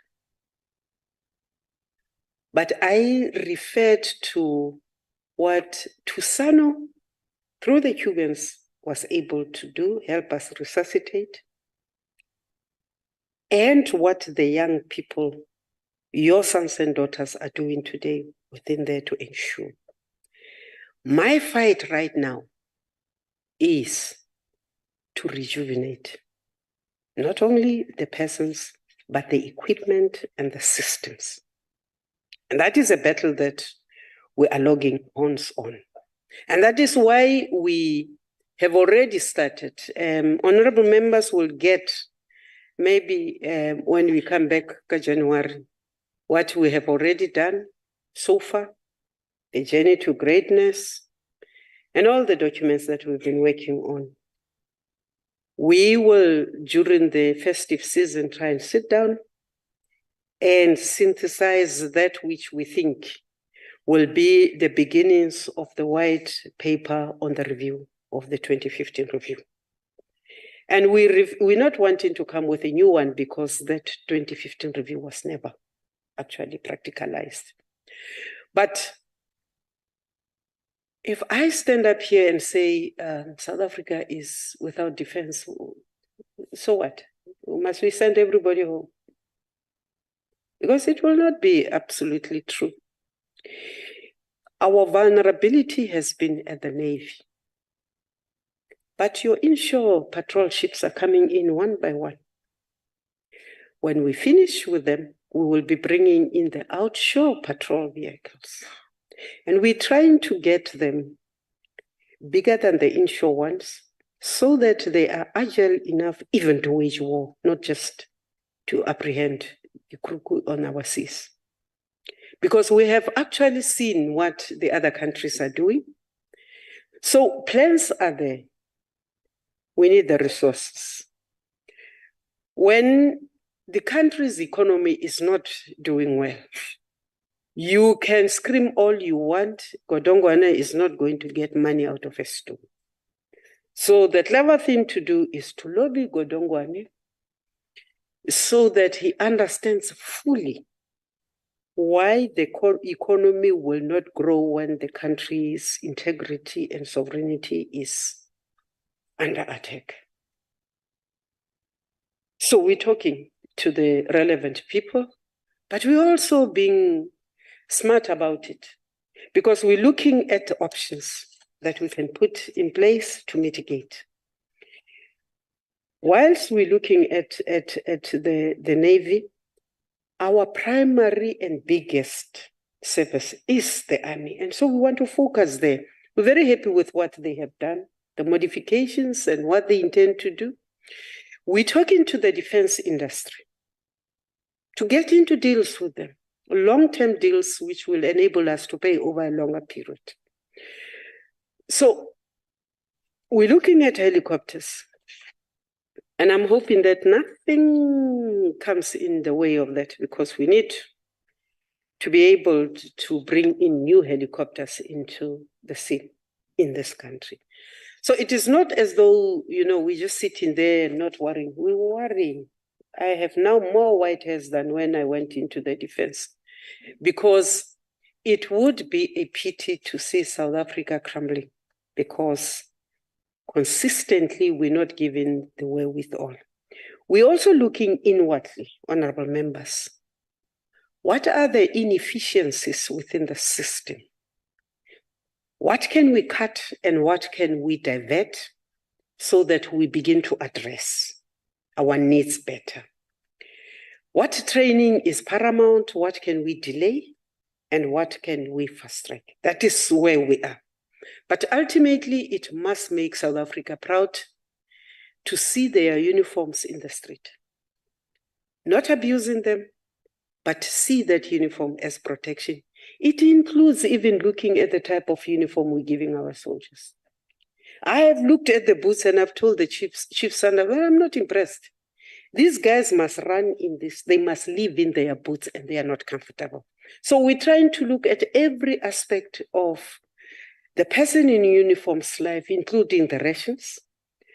We are even going back to the ration provisioners of South Africa, who we have not been buying from. Make the money, South African money, circulate in South Africa so that all of us get a little piece of it and can get all that we need. So we're looking at all angles. As I say, can we make our rand stretch further because we are expanding it here? And where we can't, we can't. We have been speaking to all the equipment manufacturers. We intend, if we ever get into new contracts, to police them better than they were policed in the past. Because part of the paralysis that we have is not because the defense is stupid. It is because those who are supposed to police the contracts we entered into fell asleep on the job. So, as I say, it is a matter of you don't know which iron to put on the fire and to take off, because all of them are important. But we hope that finally we will have something that we can use, that we can leverage, that will enable us to get at least, if we can begin to claw back on the GDP, we'll be able to start making a difference in the lives of soldiers, and that we think will translate into a better South Africa. Thank you, Chair. Thank you very much. As the Minister prepares to take a seat, allow me to indicate that we have come to the end of the questions to the Minister of Defense and Military Veterans, and further to thank the Honorable Minister for availing herself to answer questions.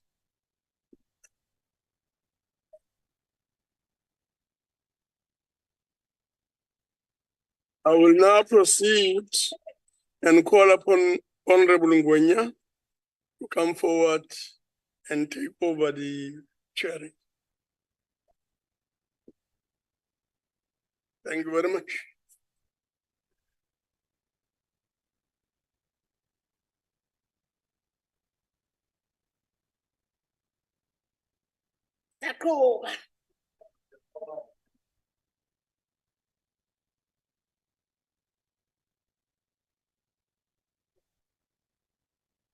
Thank you, honorable members. Honorable members, we now call the Minister in the Presidency, State Security, to respond to the question number 253 asked by Honorable K. M. Muyimang.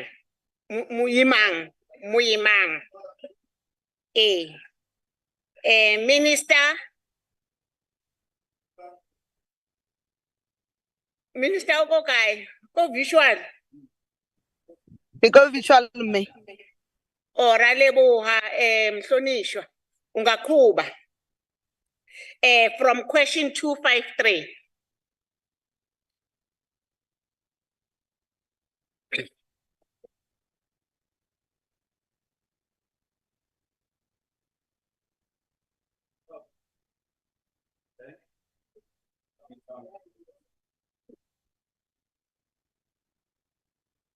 Minister.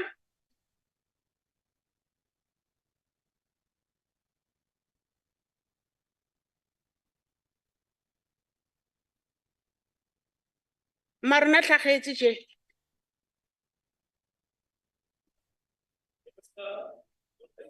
Can the table check for me that the minister is Chairperson, present? Chair? Yes, ma'am. I'm requesting permission to keep my video off so that I can proceed without disruptions. We are currently loaded.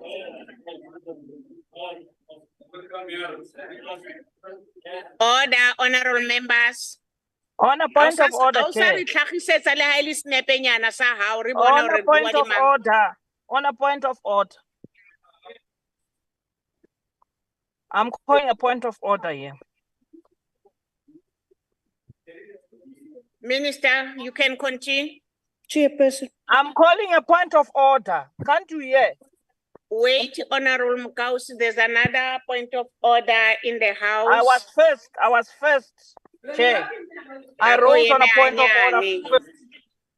Chair, Honorable Mukausi, what is the point of order? It is the culture of this house that either you come to the house or you show us your face. We don't want to speak to faceless people here. We understand that the president of the ANC is answering questions. No, Chair, that is not Chair, that is not an order, Chair. To see the face. I don't know who's disrupting today. I'm speaking. House Chair, that is not an order. That is not an order, House Chair, that Mem Kausi is I would like raising. to take the ruling now to call Honorable Lapskachen. But I'm not done. Thank you very much, Honorable Chair. I'm not done Honorable Makausa, please put off your. Thank you. Thank you very much, Honorable Chair. I think the point of order that is been raised is valid because we said that we should be in the House and all on the platform. And for members, when they have connection problems, the presiding officers very often allow for the videos not to be on. But this is a different setting. This is accountable. This is where the executive is being held accountable, not to the members in this House only, but to the broader public.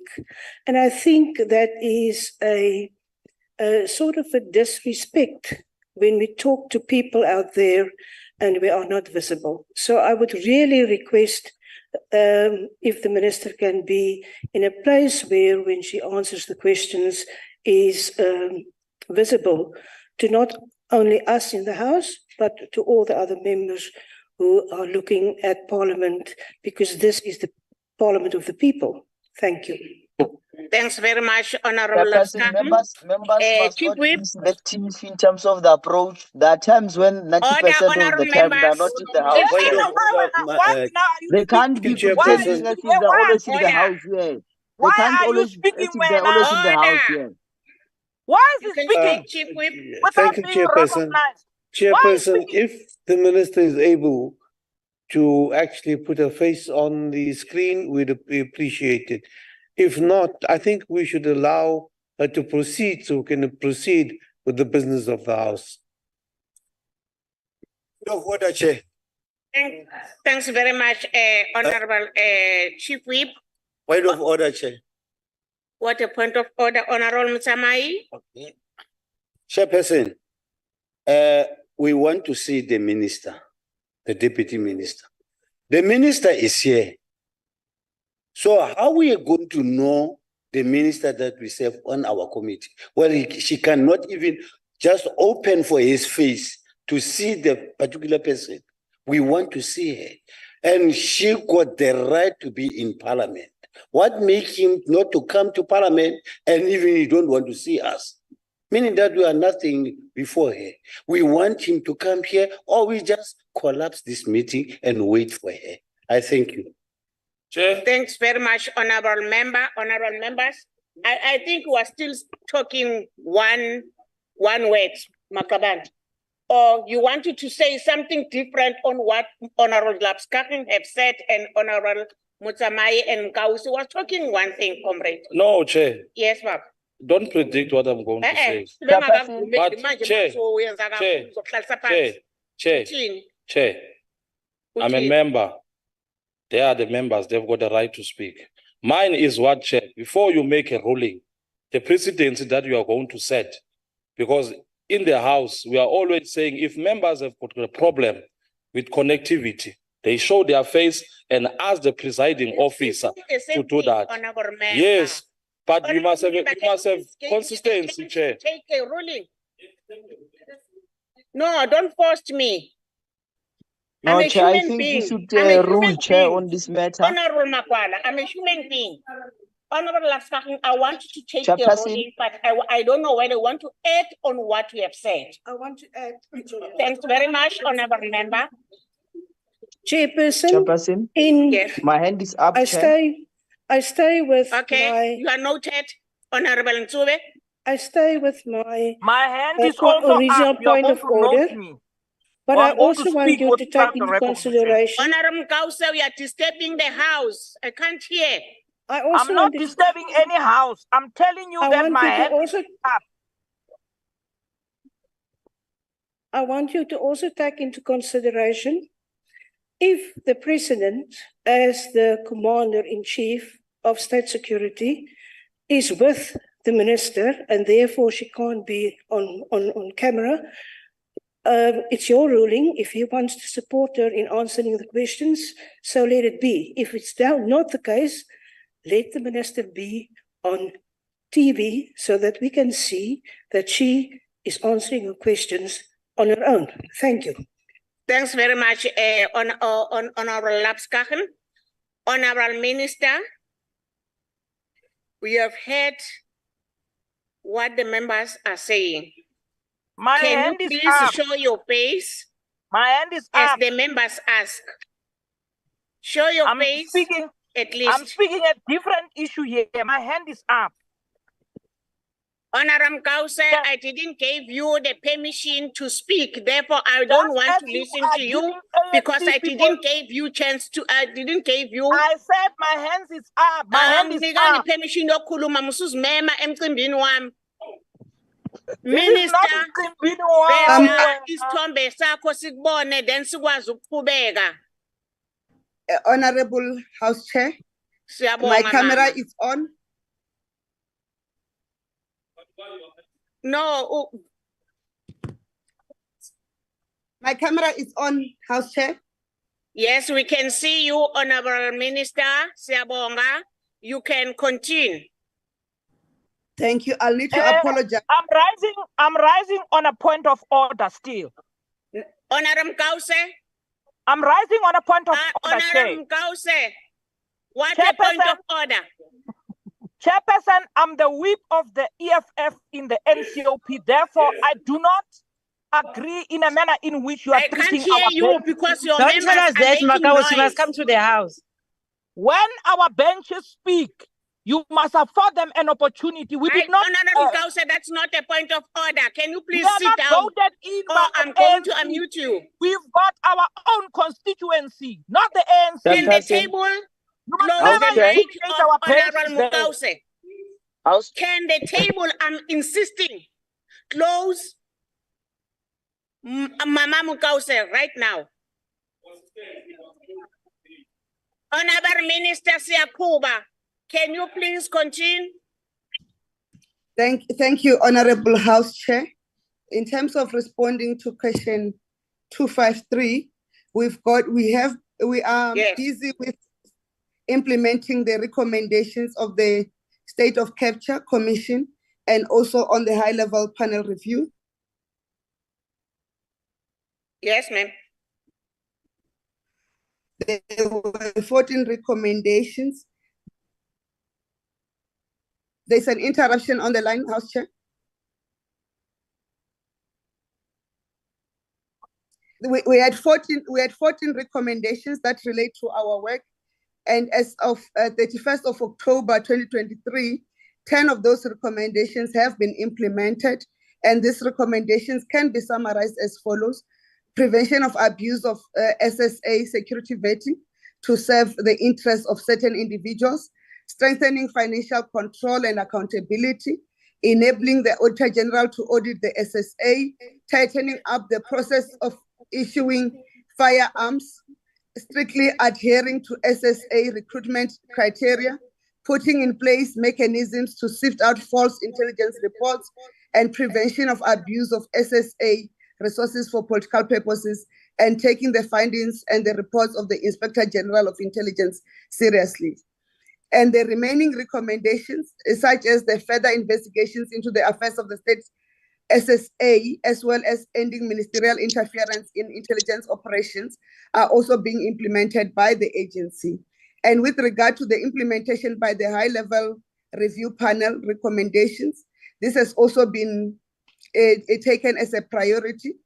And as far as we are concerned, they have also made progress with such an implementation. The SSA management is also on course in terms of professionalizing the agency and implementing financial management systems in line with the Public Finance Management Act. Thank you, Honorable House Chair. Thanks, Honorable Minister. Honorable Milimang. House Chair, greetings to the Minister and also my colleagues in the House. Allow me to express gratitude to the Minister for explaining to the House and the public that indeed there is progress in taking forward the recommendation of the State Capital Commission and also the high-level panel recommendations. And also, Minister, I think it's also important for members of the public and also members of the House to appreciate the fact that not all recommendations from the high-level panel report rest with the State Security Department. There are other recommendations that talks to the strengthening of the Joint Standing Committee on Intelligence, amongst others also the need to ensure that we strengthen the work of the Office of the Inspector General of Intelligence through regulations. But I think also critical to that, Minister, is to note progress in relations to the progress that we are making in amending the current Intelligence Act through the adoption by the National Assembly of the other committee that will be processing GLAP. So now the question that I want to pose to the Honorable Minister is, following the enactment of the General Intelligence Law Bill, there will be two intelligence services, namely the domestic branch and also the foreign branch. So the question is just whether what mechanisms are in place to ensure that upon the completion of that process, Minister, the department will be ready in terms of regulatory and policy framework to ensure that there is efficient and functioning of the intelligence services. Thank you, Honorable Minister. Thank you, House Chair. Thanks very much, Honorable Mimang. Honorable Minister, please respond. Thank you, Honorable Mimang, for the follow-up question. We are indeed preparing as an agency for the new agencies to be established immediately after the enactment of the GLAP 2023. In terms of the work that we have done, we have set up a task team that is working not only on the policies and regulations, but also working on the change management that will be required with the establishment of the two services. In terms of regulations, work continues to be done on a variety of regulations that will be needed during that time. Honorable Mimang, with the draft that has been submitted by the executive to the National Assembly for their consideration and your consideration later, there are a number of regulations that we've tabled that we require to be ready for. The teams at the SSA are busy with drafting those. At the right times, we will then share with yourself, even when the work of the ad hoc committee is underway. We'll share with the Joint Standing Committee on Intelligence. Thank you. Thanks very much, Honorable Minister. Honorable Rido. Thank you very much, House Chair. Minister, legislation is the backbone of intelligence organizations for safeguarding national security, upholding civil liberties, and to maintain the rule of law. Furthermore, legislation provides the framework within which intelligence organizations can operate, ensuring that their activities remain transparent and subject to oversight. It is common knowledge that the high-level panel report and the State Capture Commission recommended as one of the most important issues the separation of the State Security Agency into two departments, domestic and foreign. To be able to fully implement this and more of the recommendations, the General Intelligence Laws Amendment Bill, or GILAB, needs to be processed. Now, Minister, given that our intelligence services have often been under attack for not doing their work, what is the reason that GILAB is still not being processed through Parliament? Is there a problem with the constitutionality, as has been averred in the press recently? Thank you. Thanks very much, Honorable Rider. Honorable Minister, please respond. Thank you, Honorable Ryder. The GLAP 2023 draft has been submitted to Parliament for processing. The Parliament has adopted an ad hoc committee made up of 6 members to process the GLAP. The GLAP, when submitted, it is accompanied by the certificate from the Office of the Chief State Law Advisors that confirms that the clauses in the GLAP as submitted by the executives are constitutional, or they'll meet the constitutional muster. Thank you. Thanks very much, Honorable Minister. Honorable Mukause.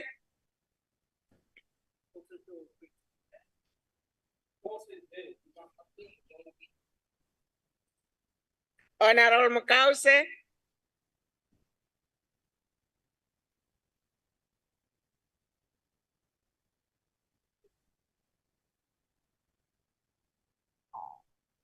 One, two, three, Siakuba.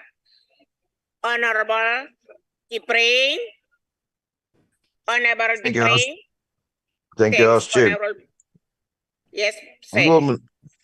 Honorable Minister, Chief Justice Zondo recently stated that he believes that the public procurement bill being processed or considered by Parliament is insufficient to address corruption concerns that are raised in the state capture report, and that only 4 of these recommendations are contained in the bill. He further stated, and I quote, "The Commission made extensive recommendations on procurement because most of the corruption comes from procurement. The taps related to tenders needs to be closed, and that was the attitude of the Commission. I'm aware that the Public Procurement Bill of 2023 does not make reference to a public procurement anti-corruption body, and it would be a pity if the President does not embrace this recommendation of the creation of a public procurement agency. Because of all the recommendations, in my view, this was the most important." Close quote. Now, Honourable Minister, by not including these recommendations, tender corruption will not be prevented. And as Chief Justice Zondo correctly stated, if another group of people were to do exactly what the Guptas did to pursue state capture, Parliament will still not be able to stop it. And my question, Honourable Minister, is, were these recommendations conveniently left out of the Public Procurement Bill to protect and ensure the further enrichment of corrupt companies and ANC cadres, or was it left out because of incompetence and a lack of political will? And if not, what were the reasons for these recommendations not being included into the bill? Thank you. Thanks very much, Honorable Debrain. Honorable Minister, please respond. Thank you, Honorable House Chair. I think Honorable Debrain will recall that I'm not a minister responsible for finance, and therefore I'm not a minister responsible for public procurement bill. And they will, I will hope he will await the Minister of Finance to appear in the NCOP, and then he can respond on the public procurement bill. Thanks very much, Honorable Minister.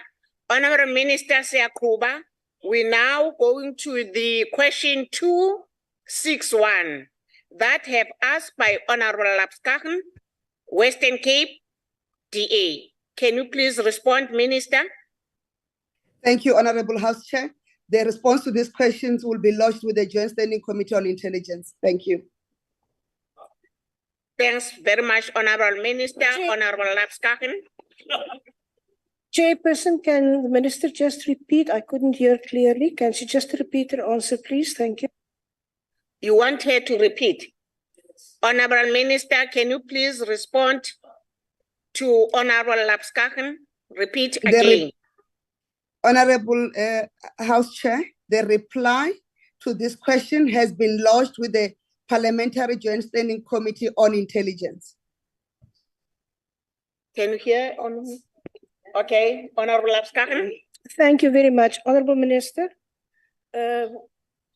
You know, as well as I know, that what has been reported to the Joint Standing Committee of Intelligence cannot be spoke to about by me, because based on legislation and what goes with it. This question was in public domain. It was in the papers, and therefore I ask this question because it's never been put correct in the public domain. It was claimed, and I would like to know if it's true, It was claimed that a top SSA official, and I won't mention the name, but it was in the papers, has been the one to take the fall for this event and has been fired, especially in light of the fact that he is allegedly not responsible in any way for the cyber unit within the SSA. How quickly was this investigation completed and the man removed? And what criminal charges has been laid against him in this regard? Thank you. Thanks very much, Honorable Lapskahan. Honorable Minister, respond. As earlier indicated, the response to this question has been lodged to the Standing Committee on Intelligence. Thanks very much, Honorable Minister. Honorable Bibi. Honorable Bibi, ANC. Yebo ngiyabonga sihlalo. Ngibonge ngempendulo eshiwo umphathiso womnyango njengoba beseshilo sihlalo ukuthi lo mbuzo lo uye kwikomiti layo ilokhuzana i-intelligence kunjalo akukho mina engase ngikusho ngoba usekhulumile uminister washo ukuthi lolu daba lusasiwe kwi-JSC. Ngiyabonga sihlalo. Sibonge Mamu Bibi. Honorable Minister, there's no response, or you want to respond? There's no response required. Thank you to the honorable member for understanding and protecting. Thanks very the much, national Honorable interest. Minister. Honorable Khatebe Pungane. Thank you so much. Thank you so much, Honorable Chairperson. Honorable Minister, I would like to know whether there are any programs set in place to ensure the constant training and upskilling of the state security agency. If not, why not? If so, have any of these agreements been signed with other nations? How often is the recruitment of personnel into the agency carried out? Thank you. Thanks very much, Honorable Pungane. Honorable Minister, please respond. May I request that he repeats the question? Okay. Honorable Khatebe, can you please repeat your question? The question, Honorable Minister, is, are there any programs set in place to ensure the constant training and upskilling of the state security agency? If not, why not? If so, have any of these agreements been signed with other nations? And how often is the recruitment of personnel into the agency carried out in our workforce? Thank you. Siyabonga Pungane. Minister? Thank you. The State Security Agency has an intelligence academy which continuously trains members, and they also have a bursary scheme that continuously trains members. In terms of recruitment, it's part of the issues. If the honorable member can reduce it in writing, we'll lodge them to the Joint Standing Committee on Intelligence. Thanks very much, Honorable Minister. Honorable Makwala? It is very much disturbing, Chairperson, that we are going to get a response like this from the Minister in Presidency. That proves to you that South Africa must learn today that the incompetency of the President Ramaphosa in his office, which is all people that are working in his office, because what is the use for us to come to the House Chairperson and ask questions, and then we are going to be told that these questions have already referred? Why did we come to Parliament to ask a question? I don't have time for mediocre. I don't have a question for this minister. Thanks very much, Honorable Makwala. Minister, there's no question for you for Honorable Makwala. Siyakuba. House Chair? Yes, Minister. I would like to respond to the insinuation that says it's mediocre. Honorable, it shows that Honorable Magwala is not versed with issues of national intelligence and national interest and national security. And it's for that reason that we want to put in the public domain matters that compromises the national security of this country. Order, And it's for honorable members. And it's for that reason that I've responded to the first question, because it did not, and I provided the detail, because it did not compromise the national security of this country, including the follow-up question about the training and how the training is conducted. I responded to that question to say we have the Intelligence Academy and the bursary for training. But the follow-up question added to that talked about the frequency of training and the relationships with other countries and other entities, which are matters I could not provide in this platform, because then they divulge how we recruit and train our people and the skill sets there. Please, thank you. Thank you, Honorable Member. Answer. Honorable Lapskachen. On a point of order, we can't hear the answer. I'm lost. Where are we now? Because the minister is answering, we are talking, we can't hear each other. Can we just again ask the minister to repeat her answer? No, Honorable Lapskachen, the minister was answering Honorable Makwala, but Honorable Makwala himself, he's next to you. He's the one that was speaking the time the minister is speaking. I would like to take the ruling to continue to Comrade Nchabeleng. Honorable Nchabeleng.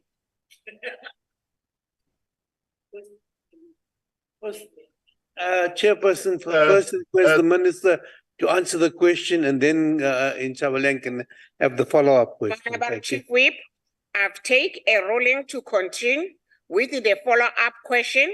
The next person that is going to speak is Honorable Nchabeleng. Thanks, sir. Yeah. Thanks. Honorable Minister. Okay. Can you please assist me by answering the question 254? Thank you, Honorable House Chair.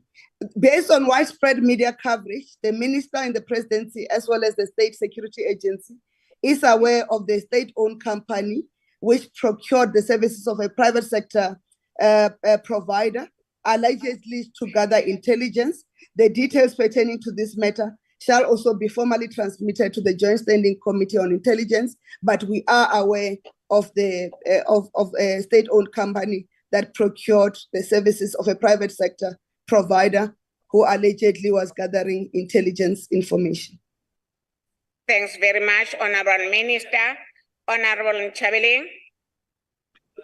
Thanks a lot, my camera is a bit blurred, so I'm requesting to switch it off because it's not adding any value.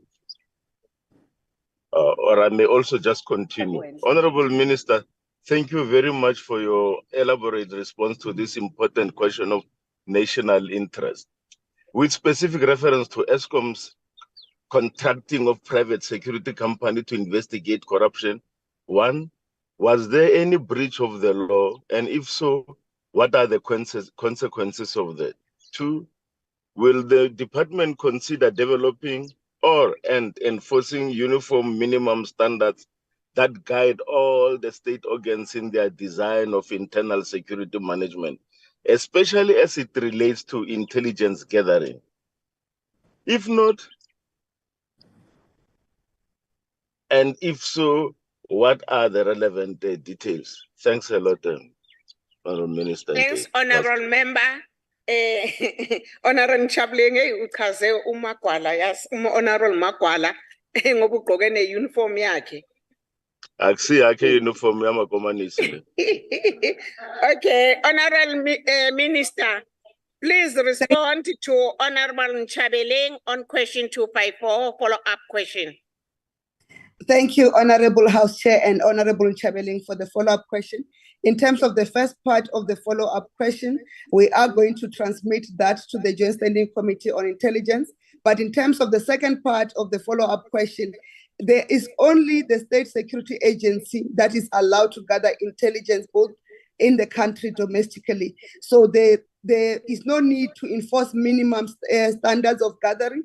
The only agency that is allowed to gather intelligence is the State Security Agency in the country. Any other person or any other company that gathers intelligence information in the country is in violation of the rules and the laws of the Republic, and will take the relevant actions when that is established. And that's why we said the response to that, the detail of that question will forward to the JCSI so that we can then be followed up in terms of the details of the work that we are doing to ensure that such incidences do not take place again. Thank you, Honorable House Chair. Thanks very much, Honorable Minister. Honorable DePrey.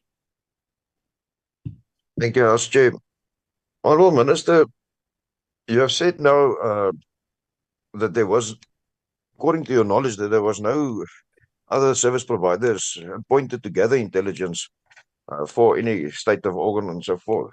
When you investigate this, and I hope you do, and it comes to the point where it is actually proved that there were companies hired or service providers hired to do so, will you then commit to this House that the funds that were used or the funds that were spent on private security service providers will be recouped then from the individuals who contravene these prescripts and from those companies or those service providers? Thank you, Honorable Minister. Thanks very much, Honorable DePrey. Honorable Minister, please respond. Thank you, Honorable House Chair. I cannot commit to something that I do not have the outcome of, but I'm sure the members of the Joint Standing Committee of Intelligence are competent enough to hold us accountable for our actions if there are any findings. Thanks very much, Honorable Minister. Honorable Mhlabangwani.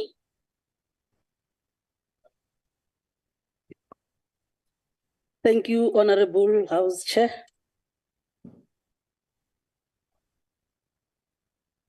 My question is directed to you, the Minister, wherever you are. Has the Minister considered abolishing the tender system in its entirety and rather adopt a policy which does not include contracts with the states? If so, please provide details in this regard. If not, and why not? Thank you very much, House Chair. Thank you, Honorable Sabangwani. Honorable Minister. Thank you, Honorable House Chair. Again, Honorable Sabangwani, it's confusing me with the Minister of Finance, and I hope the question will be deferred to the Minister of Finance. I know I have too many responsibilities, but I do not have the responsibility of a Minister of Finance as yet. Thank you, Honorable Minister. The next follow-up question, Honorable Minister, will be from Honorable Nabaskarni. Thank you very much, Honorable Chair, but yeah. Honorable Minister, in the era of refined technology, I am sure that it is possible that there are private companies that has the ability to gather intelligence on various levels due to the nature of their work. Reports in the media stated, and some of my other colleagues mentioned, that a state-owned company, namely NCOP, got information from such a private company. Minister, did you have knowledge of such a process? And did you have insight in such a document? And what is the relevance of it in the effort to curb the corruption and mismanagement of funds in NCOP, as was the recommendations of the Zondo Commission? Thank you. Thank you, Honorable Nabaskarni. Over to you, Honorable Minister. Thank you, Honorable House Chair. As indicated, what Honorable Nabaskarni is asking is the details in that report, and those details will be lodged with the JCS. Thank you, Honorable Minister. Honorable members, we will now invite the Honorable Minister to respond to the question posed by Honorable Dlamini, question number 266. Over to you, Honorable Minister.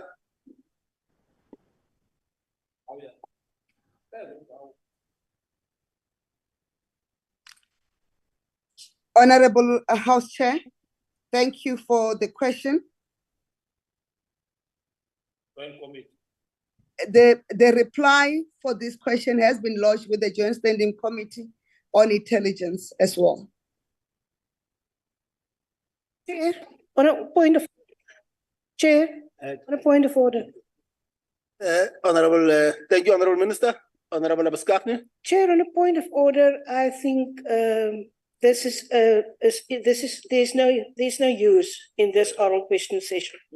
The minister refers everything back to the Joint Standing Committee, and I'm not going to go into whether she reported or not. I can't divulge that. We will sort it out in the committee. But I propose that we just dissolve this session, because there's no point in a minister, for every question that has been asked, say she will go back to the committee, because these questions through the question office has been put to the ministry.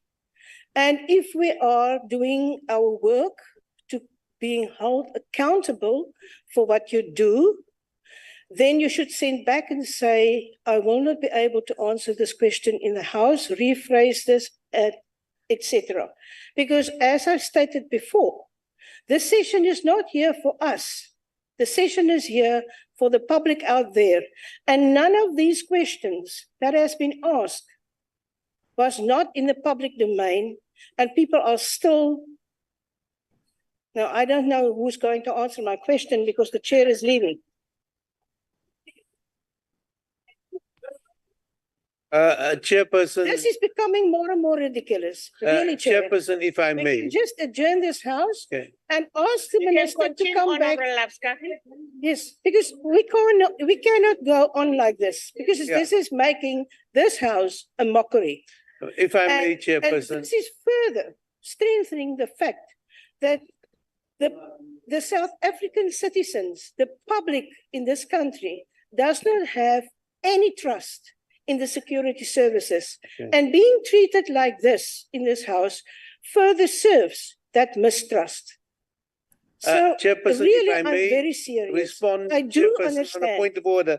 I do understand that there are certain things that we cannot, and the minister and we cannot divulge in this House, because it will have an effect on state security. But I also am sure, and I am convinced of that, because I'm a responsible citizen that takes my oath very seriously, that I did not ask any question in this House that the minister could have breached any security issues in answering it. So therefore, if I may, I'm taking Chairperson. very, very strong objection. Wait until she finish. If I may, Chairperson, I'll recognize I think. you. Are you done, Honorable Tapskahan? Okay. Yeah. Honorable Chief Whip. Chairperson, I wanted to actually agree with Honorable Agaswachni in the first part of what you were saying. The rest of it was politics. I think that we need to adjourn this particular meeting, that it cannot go forward because most of these issues are subject to the Joint Standing Committee on Intelligence. And I think Honorable Moimang may be disagreeing with me on that particular point, but without the politics that were followed on, I think Honorable Labuschagne had a point. Okay. Thanks very much. Honorable House Chair. Honorable House Chair. You are the last one. Honorable Minister, please sit down. I didn't recognize you. I was saying, Honorable Mimang. Thank you, Honorable House Chair. Honorable Mimang. Honorable House Chair. Yes. It's not for the first time where issues of that belongs to the Joint Steering Committee of Intelligence are deferred to the Joint Steering Committee on Intelligence. Even this week, we had one of the response that was given by the Minister of Police on criminal intelligence. Thank you, Honorable House Chair. Chair, I have to come in on my follow-up question. Honorable members, Honorable Pacha. Thank you, Chairperson. Chair, I think that a point of order, Chairperson. No, Honorable Chief Whip, can you please allow Honorable Pacha? Then I'll allow you. This is not a small anyana thing. That's why I wanted to listen to all of you before I take a ruling. Please. I'm not suppressing anyone. Yeah, no. Please. Thank you. Honorable Baha. Thank you, Chairperson. Chair, I think mine is more to say that at what point are we able to get some form of accountability from this specific department? Because I think that questions that are raised are questions that require to be responded to. But I guess all that we're getting, these questions are redirected elsewhere, which is not this house. And this is the only platform that the public can get a sense of what is happening in that specific department.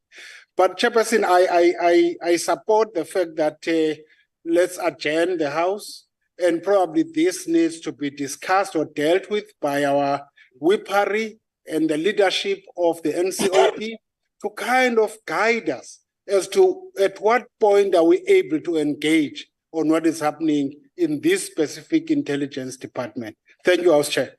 Thanks very much, Honorable Baha. Honorable Dango. He's going to withdraw because the caucus is saying that withdraw. Chair. Order, Honorable Makwala, Honorable.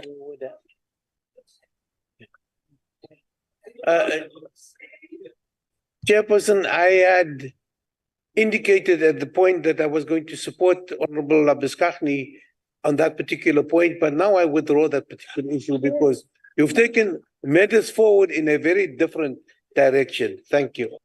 Let me take my follow-up question. Chair, let me take my follow-up question. Chairperson,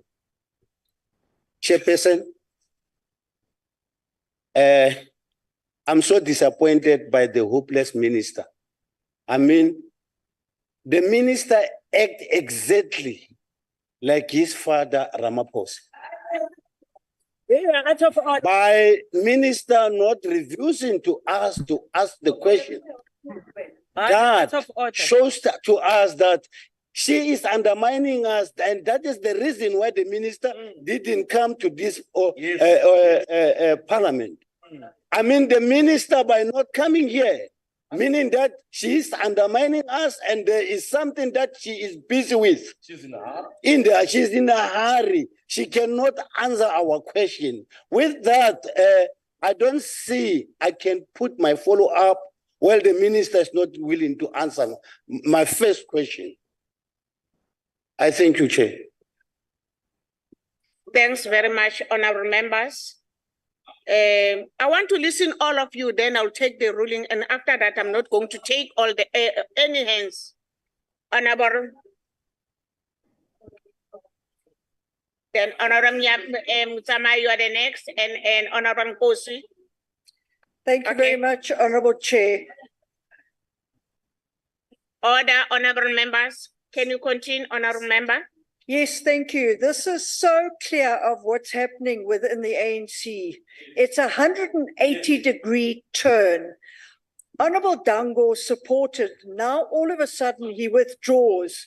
Why is he doing it? He knows that he's on the right track with having this meeting stop because we have no reply from the minister.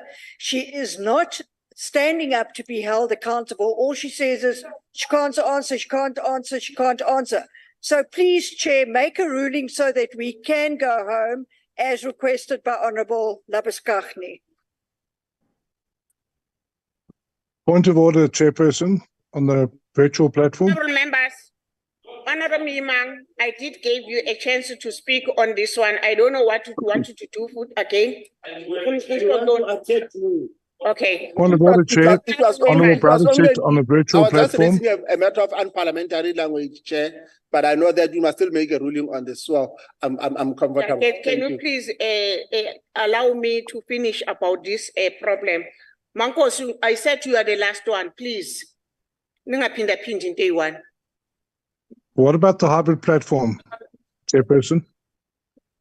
Honorable House Chair, thank you very much for giving me this opportunity. Engifuna ukukusho la ukuthi angeke kube right ukuthi or noma sivume ukuthi kukhulunywe kabi ngopresident wethu, because our president most of the time makufanele azophendula ama questions ula eParliament uyeza, and when we speak of a joint committee ye department yila ku accounta khona I security. So ke uma uminister athi the matter is referred to the committee, we must listen to her.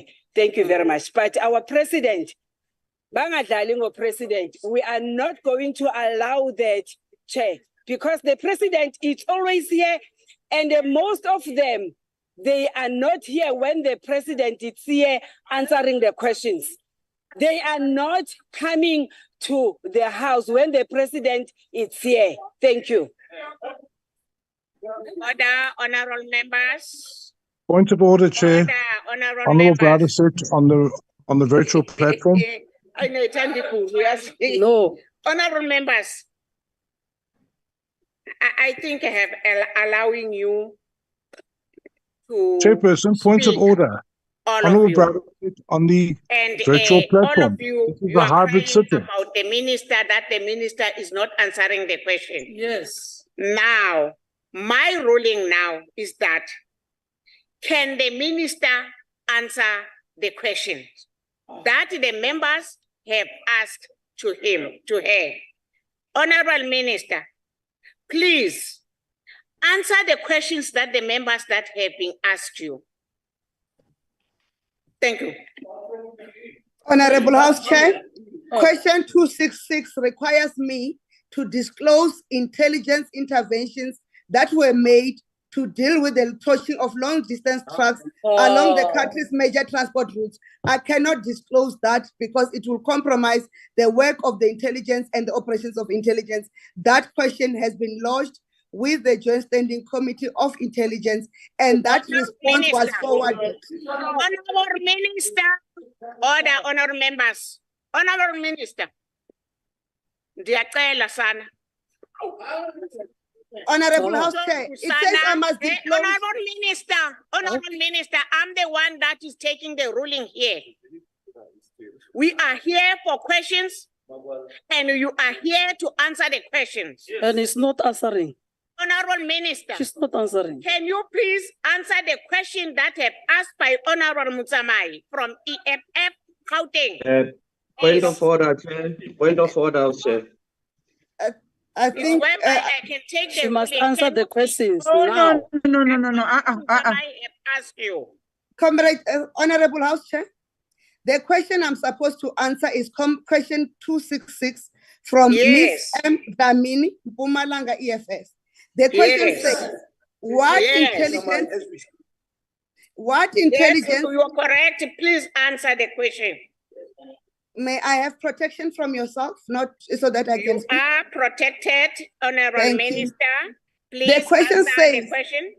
the question says, I must disclose intelligence interventions that were made to deal with the torching of long-distance trucks along the country's major transport routes.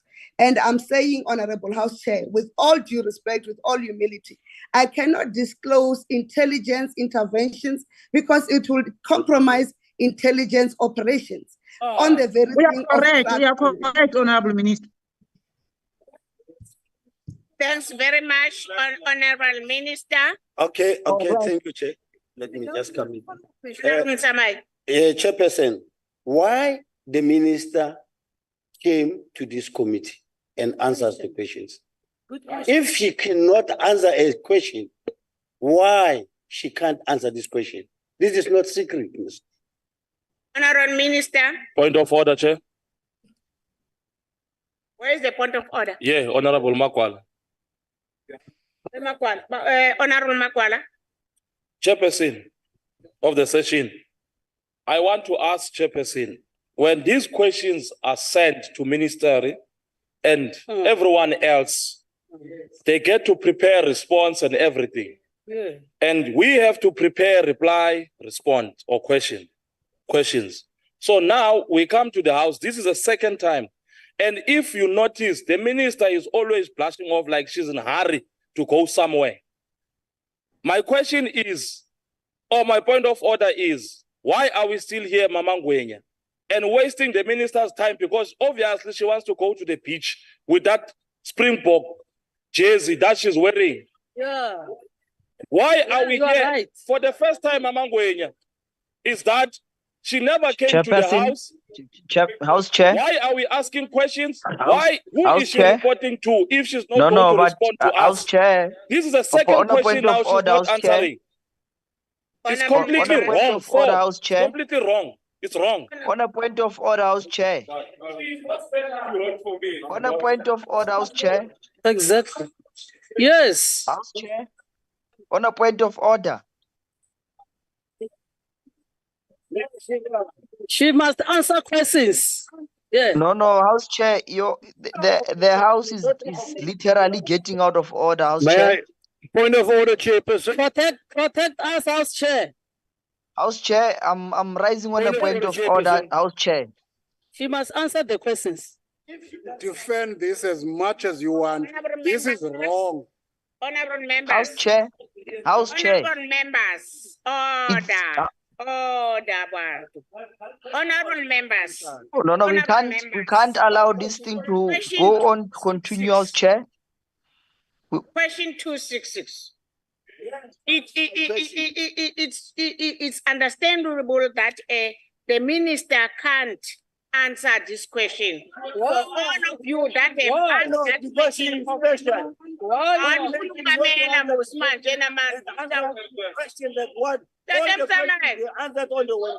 no, she's not special. She must. Why did you bring it to us? Why did you bring it to us? For the answer.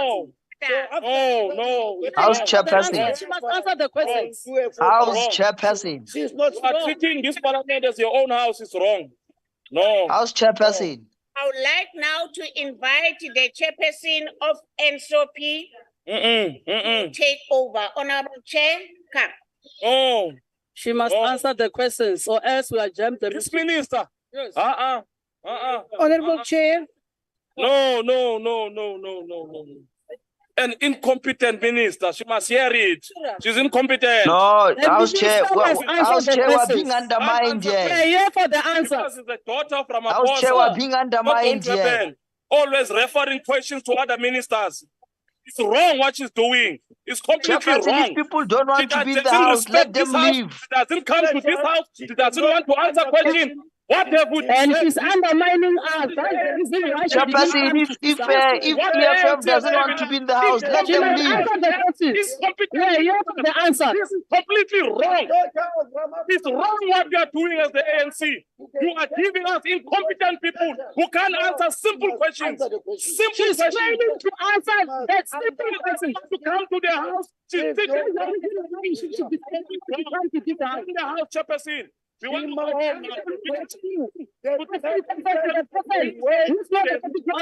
the question is it's completely wrong. Working on the No, it's wrong.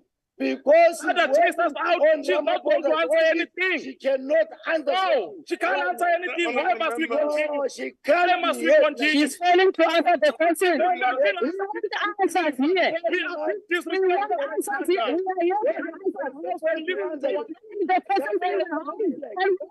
here. Wrong, Chairperson. It's wrong. We cannot allow that. We cannot allow you can't come here and try to intimidate us. No, we're not scared of that. We are here for the answers. You can't intimidate us. We are not scared of that. We are here for the answers. We brought questions here, and she must answer. She must give us the answers. Honorable members of the EFF, I'm now calling for order. And if members do not what kind of a minister? I'm here to answer the questions. Honorable members, and you must answer to the chair. Are you the chairperson of the house? That part of the problem is in relation to question number 266. Okay, let's go there for a moment. Now, a question has been placed before the House. I now request the member of the executive, Honorable Nchaveni, to respond to the question very, very briefly. Honorable Nchaveni. Honorable Chairperson, thank you for the opportunity. Thank you for the opportunity again. And may I explain that I'm wearing the Springbok jersey because the country was today celebrating the Springbok victory, having welcomed them from representing us. That's not the answer. That is not the answer. And for that reason, we were given permission by the whip. We were given permission by the whip. I know that there may be members who may have made a comment or two about this or that. No. But I'm requesting you to respond to question 266. Question that was asked by Honorable Lamine, I guess. Yeah. Sorry? To be taken by Mutsamai King. Honorable supplementary question. Why don't we have? Let's do it this way. Let's do this way. Honorable Mutsamai, do you want to follow up on the question asked? Replacing Honorable Lamini, I'm told. Yes. Yeah, please do that. Chair, I'm requesting Chairperson to allow the minister to answer this question. Okay. No, thank you very much. So that I can do a follow-up. Okay. Honorable Nchaveni. Thank you, Chairperson.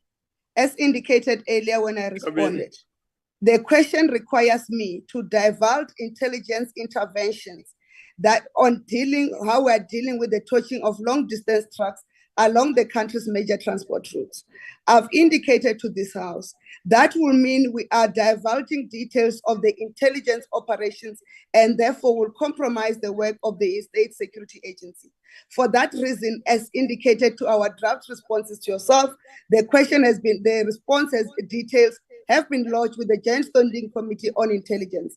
And it's not true that I've not answered questions. This is the third question I'm referring, but the previous other questions I've responded to. And I've also responded to follow-up questions which do not compromise operations of the intelligence agencies. No, thank you very much, Honorable Minister. Follow-up question, Mutsamai.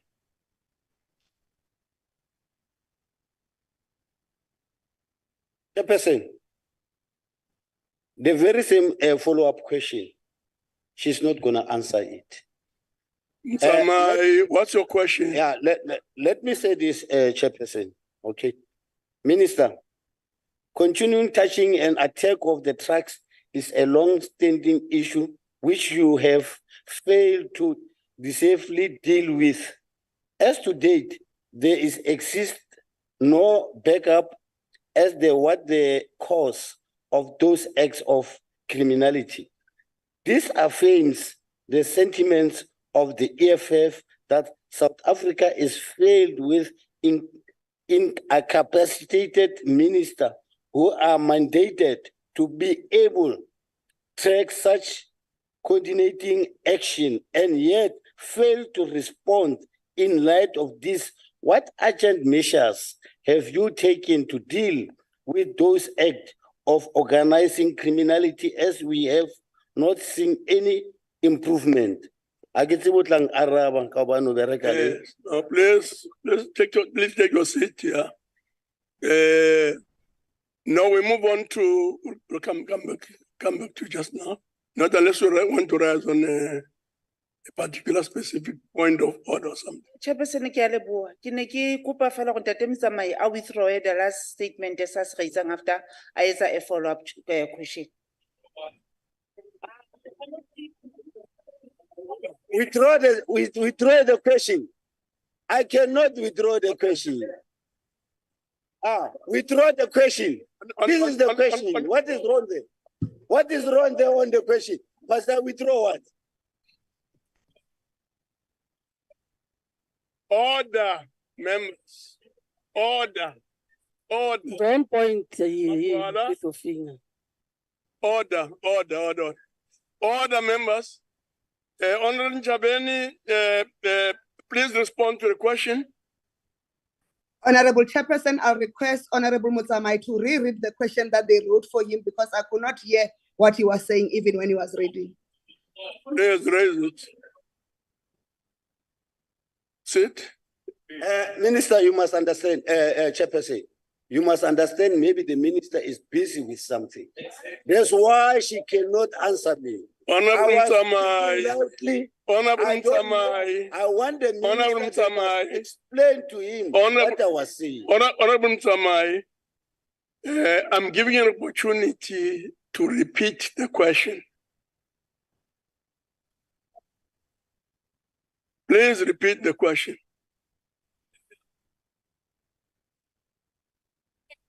Okay. Minister, the continuous touching and attack of drugs is a long-standing issue, which is you have failed to safely deal with. Please repeat that, Honorable Mutsamai. There was a bit of noise. Marun Goodwill. Please repeat the question. Okay. Yeah. Thank you, Chair. Minister, continuously touching and attack of drugs is a long-standing issue which you have failed to successfully deal with. As to date, there exists no backup as to what the cause of those acts of criminality. This affirms the sentiments of the EFF that South Africa is filled with incompetent ministers who are mandated to be able to track such coordinated action and yet fail to respond.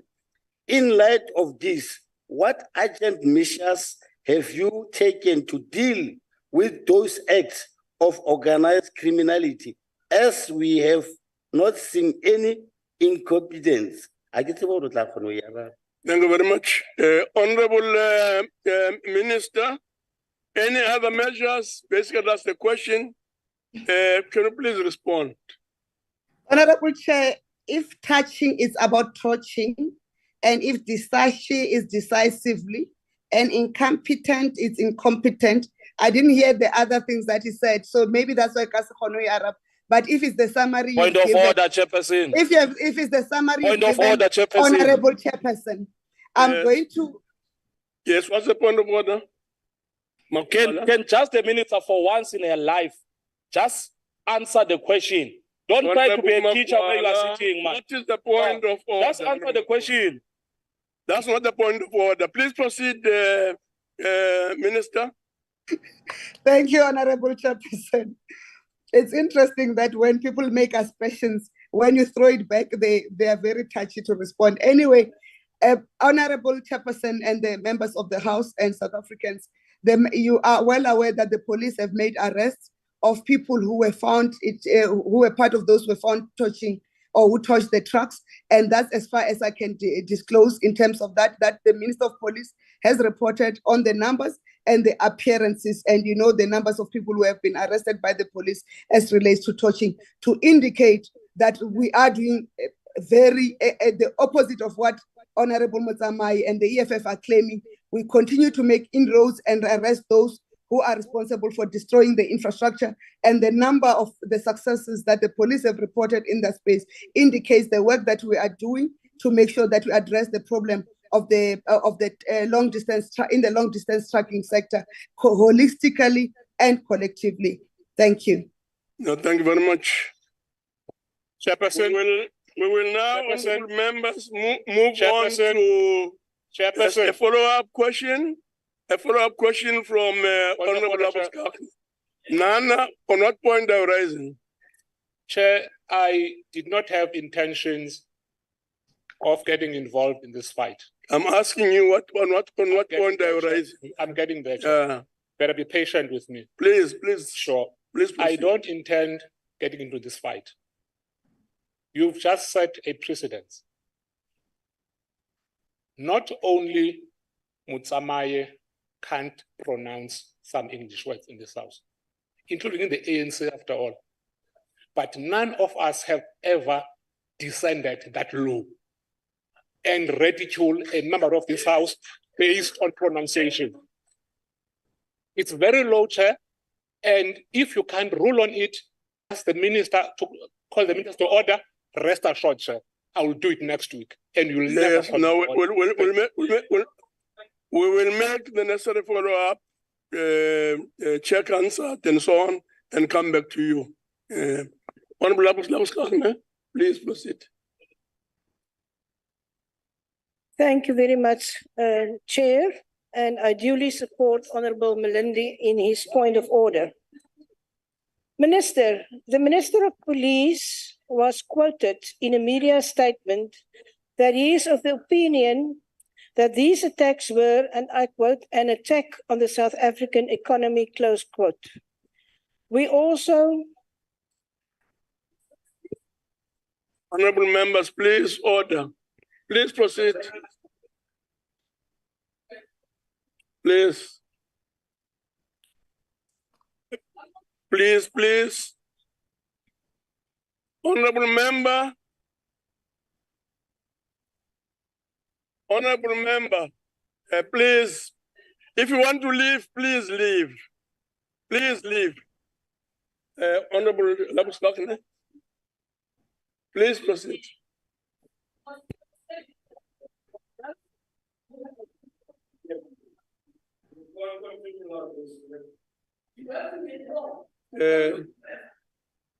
Please proceed, Honorable Labusbakne.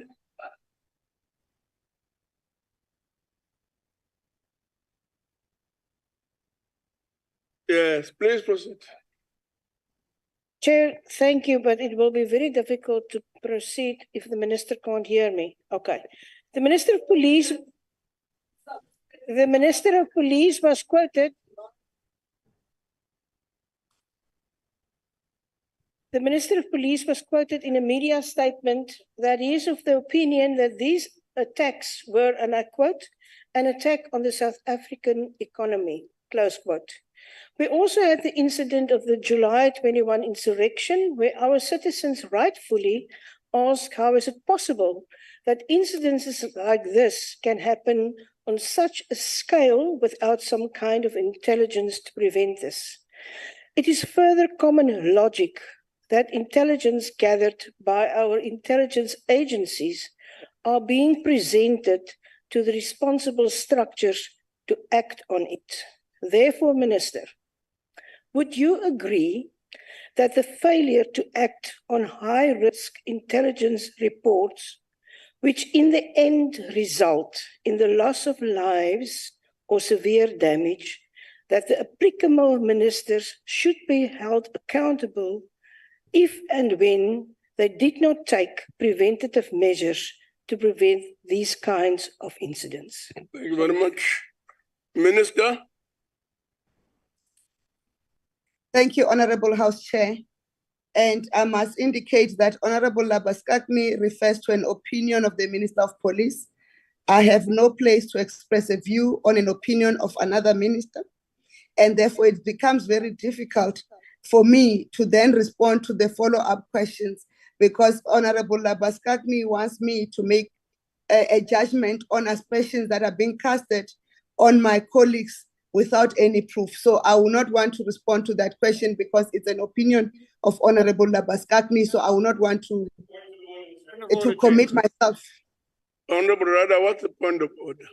Chairperson, it appears that the minister did not hear the actual question and got distracted by the introduction.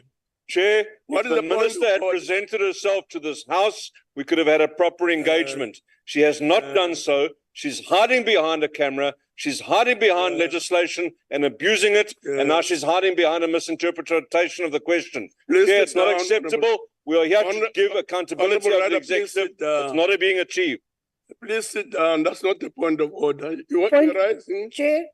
Yes, Ocamp. Yeah. Chair, thank you. I have been covered by the Honourable Rider. If you can give over to the Honourable Scotty. Thank you. Very much. Chair, on a point of order, if I rephrase my question, the simple question is, if the responsible structures, who are most of the time, the ministers, the executives in this country, does not respond on intelligence reports that are given to them, and they don't do anything to prevent, should they not be held accountable for things like that? That is the plain and simple question. Thank you very much. Minister? Thank you for the rephrasing, Honorable Labaskakni. Indeed, the people who are responsible for acting on intelligence information, if they do not act on intelligence information, they must be held accountable. And I must indicate that the people who are responsible for acting on intelligence information are not ministers, but there are various officials of government, including the law enforcement agencies. And that is the fact. But thank you for rephrasing the question. Thank you very much. We will now proceed to Honorable Hatebe. Thank you, Honorable Chairperson, Honorable Minister. Whilst there were some efforts to address this issue, we still remain concerned that efforts from the SANDF and SAPS are merely reactive rather than preventative. My question points to the exact time these intelligence investigations were conducted. Was it at the commencement of this criminality, or did the intelligence only start investigating once the fire had died down? Thank you, Chair. Thank you. Thank you very much. Honorable Minister. Thank you, Honorable Chairperson, for the question. The question is in two parts. The first part is that efforts of the police and SNDF were reactive to deal with the torching of the trucks. And I must indicate that without jeopardizing national security interest, if the police and the defense forces did not react on time, the scale would have been worse. So they reacted. They may not have been fast enough, but they reacted when on time. That's why the scale was manageable. You will recall the incidences in previous years where we had a larger scale of those incidences. But thank you for the question. But they reacted, and they reacted at the time and pace that they were required to prevent a worse situation, which was planned. Thank you very much. The last supplementary question comes from Honorable Muima.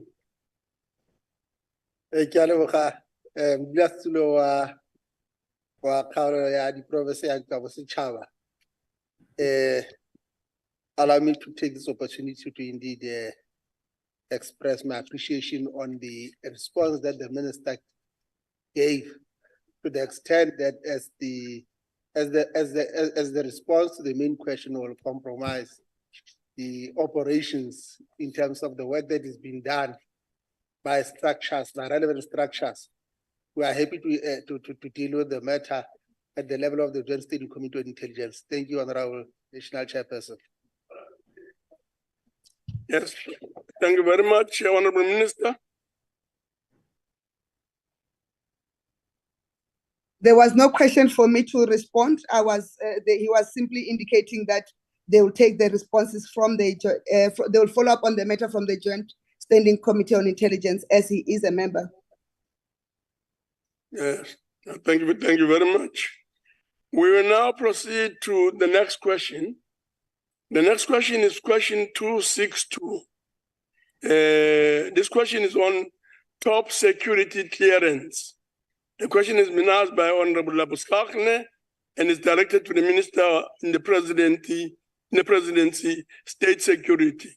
Honorable Minister. Thank you, Honorable House Chair. I must indicate that the vetting of the head of the crime intelligence, it was not done by SSA, but was done by the vetting directorate of the crime intelligence of the South African Police Service. So they are the best people to respond to that question. No, thank you very much. Honorable Labuskakne, follow-up question. First follow-up question. Thank you, Chair. Are we now at 262? Yes, 262. Okay. Thank you, Minister. I want to know if it's true, as it's been reported in the media, that this matter is being investigated by the Inspector General of Intelligence with a view to pulling the clearance given with such speed to the new crime intelligence head.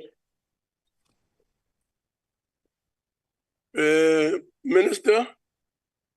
Thank you, Honorable Labaskakni, for the follow-up question.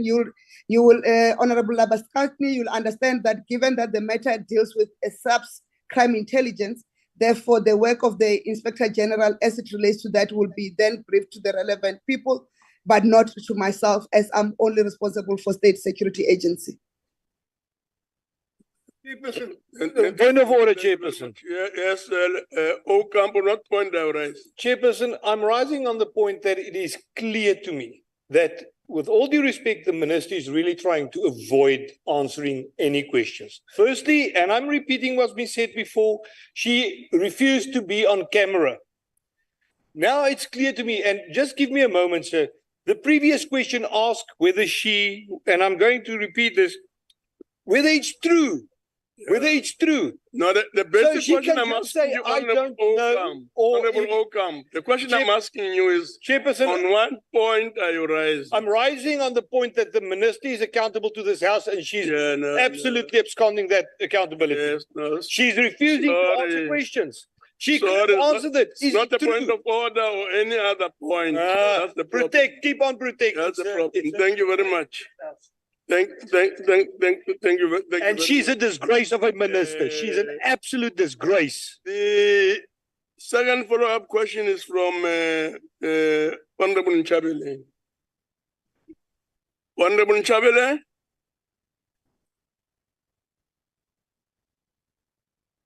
This minister is wasting our time today. Go on. We'll move on to Honorable Debray.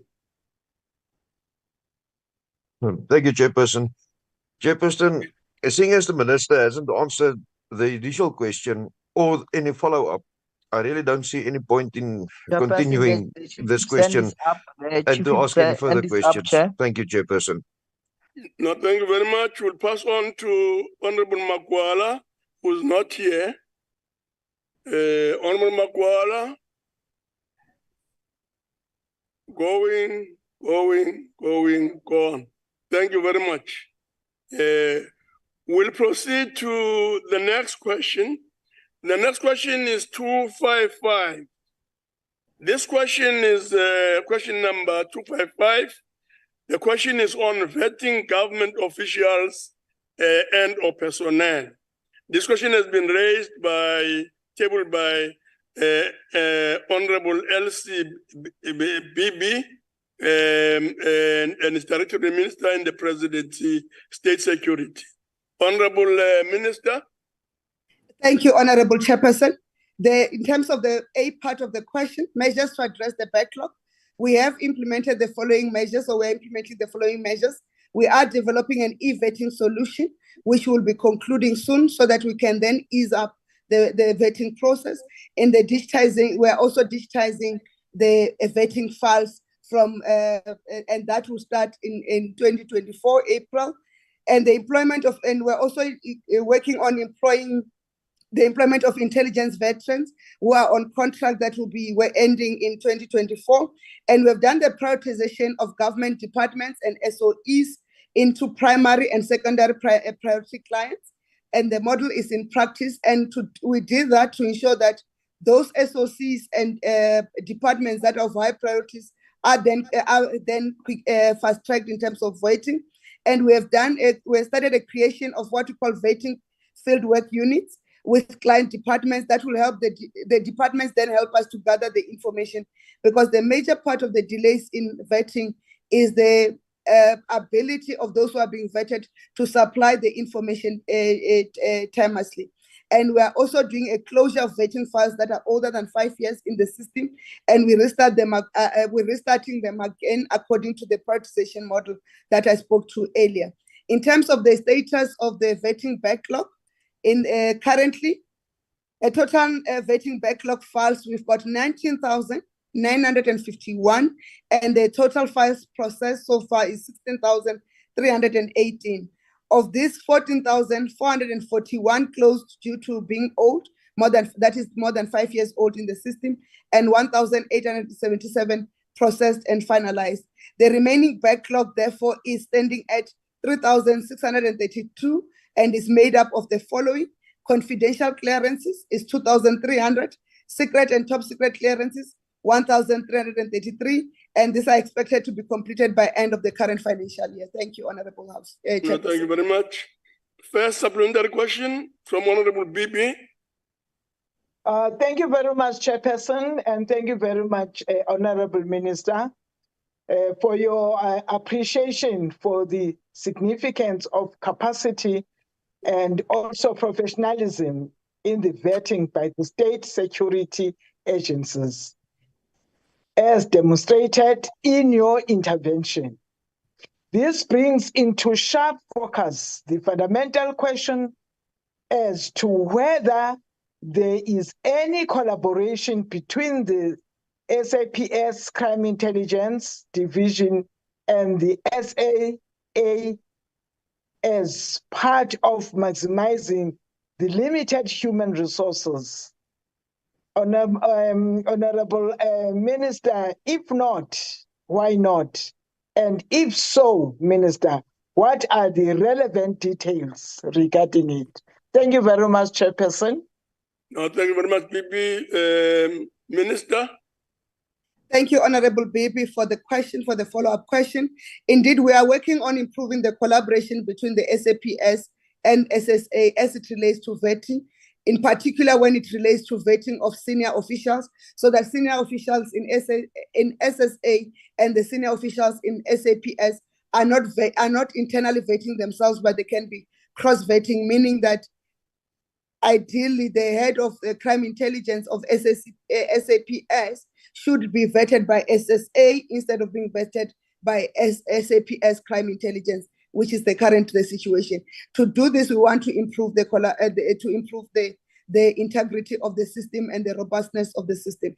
In addition, the work that we are doing to bring in field work and to bring in technology is to make sure that we can then expedite the vetting, to make sure that even those who are joining the police service, their vetting system, they can then rely on the primary work that we do, and they take over on the part they do for their own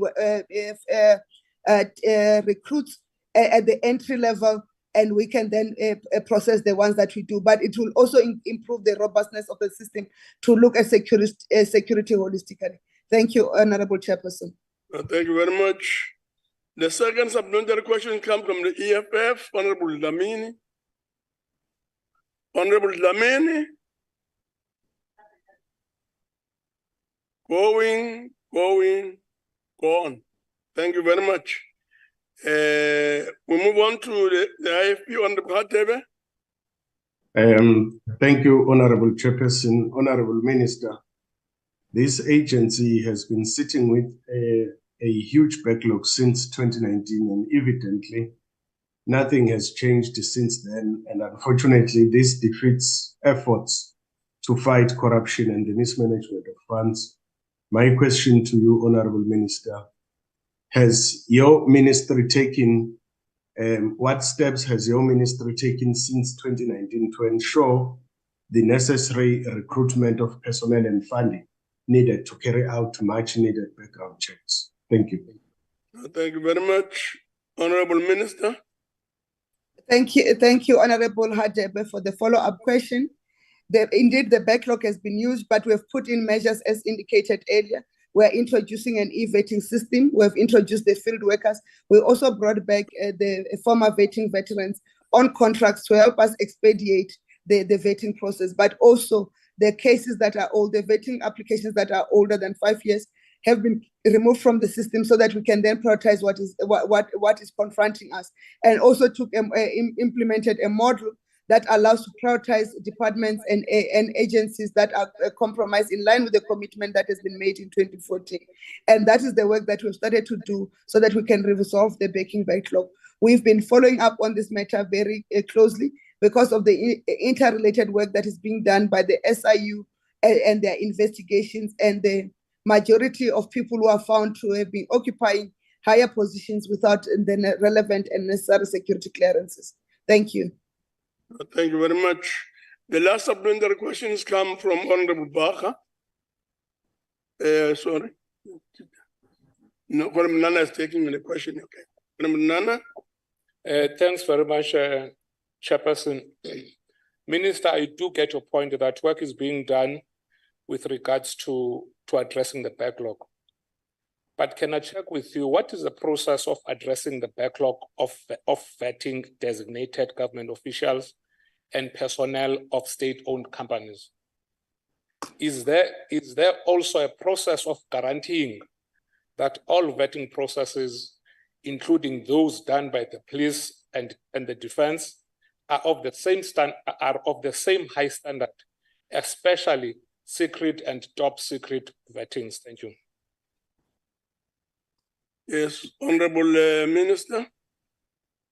Thank you, Honorable Chairperson. As indicated earlier, we are working to standardize the top secret and top secret vetting so that it is the same standard and quality across. And that's why the collaboration that we started with both the defense and also the South African Police Service to make sure that we retain the very standard. On the related matter of the state-owned entities, we have put a mechanism in place to do the prioritization, to say what are the priority state-owned entities and what are the priority positions that we must ensure that they are vetted quicker. Included in that is the mechanism of finding information, because the major part of the delays with vetting is the people are being vetted not supplying the required information as on time, and that has been the major delay. So we are working to make sure that those type of information that is held by government entities, we sign agreements with the various entities to make sure that we can then directly access those that type of information within the confines of the law, which is the POPIA, the Protection of Personal Information Act, and also with the confidence that that information gathered will not be used for any other intelligence gathering but for the purposes of vetting. Thank you. No, thank you very much. Honorable members, we've come really to the end of the answering of the questions. It may be useful just to note that as we move closer to elections, one expects temperatures to rise a bit. But unless we have control and stick to how these meetings of the sittings of council are supposed to be run and so on, we're really going to get into trouble. Every member has a right to raise his or her point of view and so on. But if we use tactics that undermine the operation of the House and so on, we'll be the only ones really to play. So this question of a decorum of the House is not some theoretical concept. It has to do with making sure that the House functions and does the work that it has set for itself. It's very, very important that we do that. Having said so, the sitting is declared closed. Thank you very much. Recording stopped.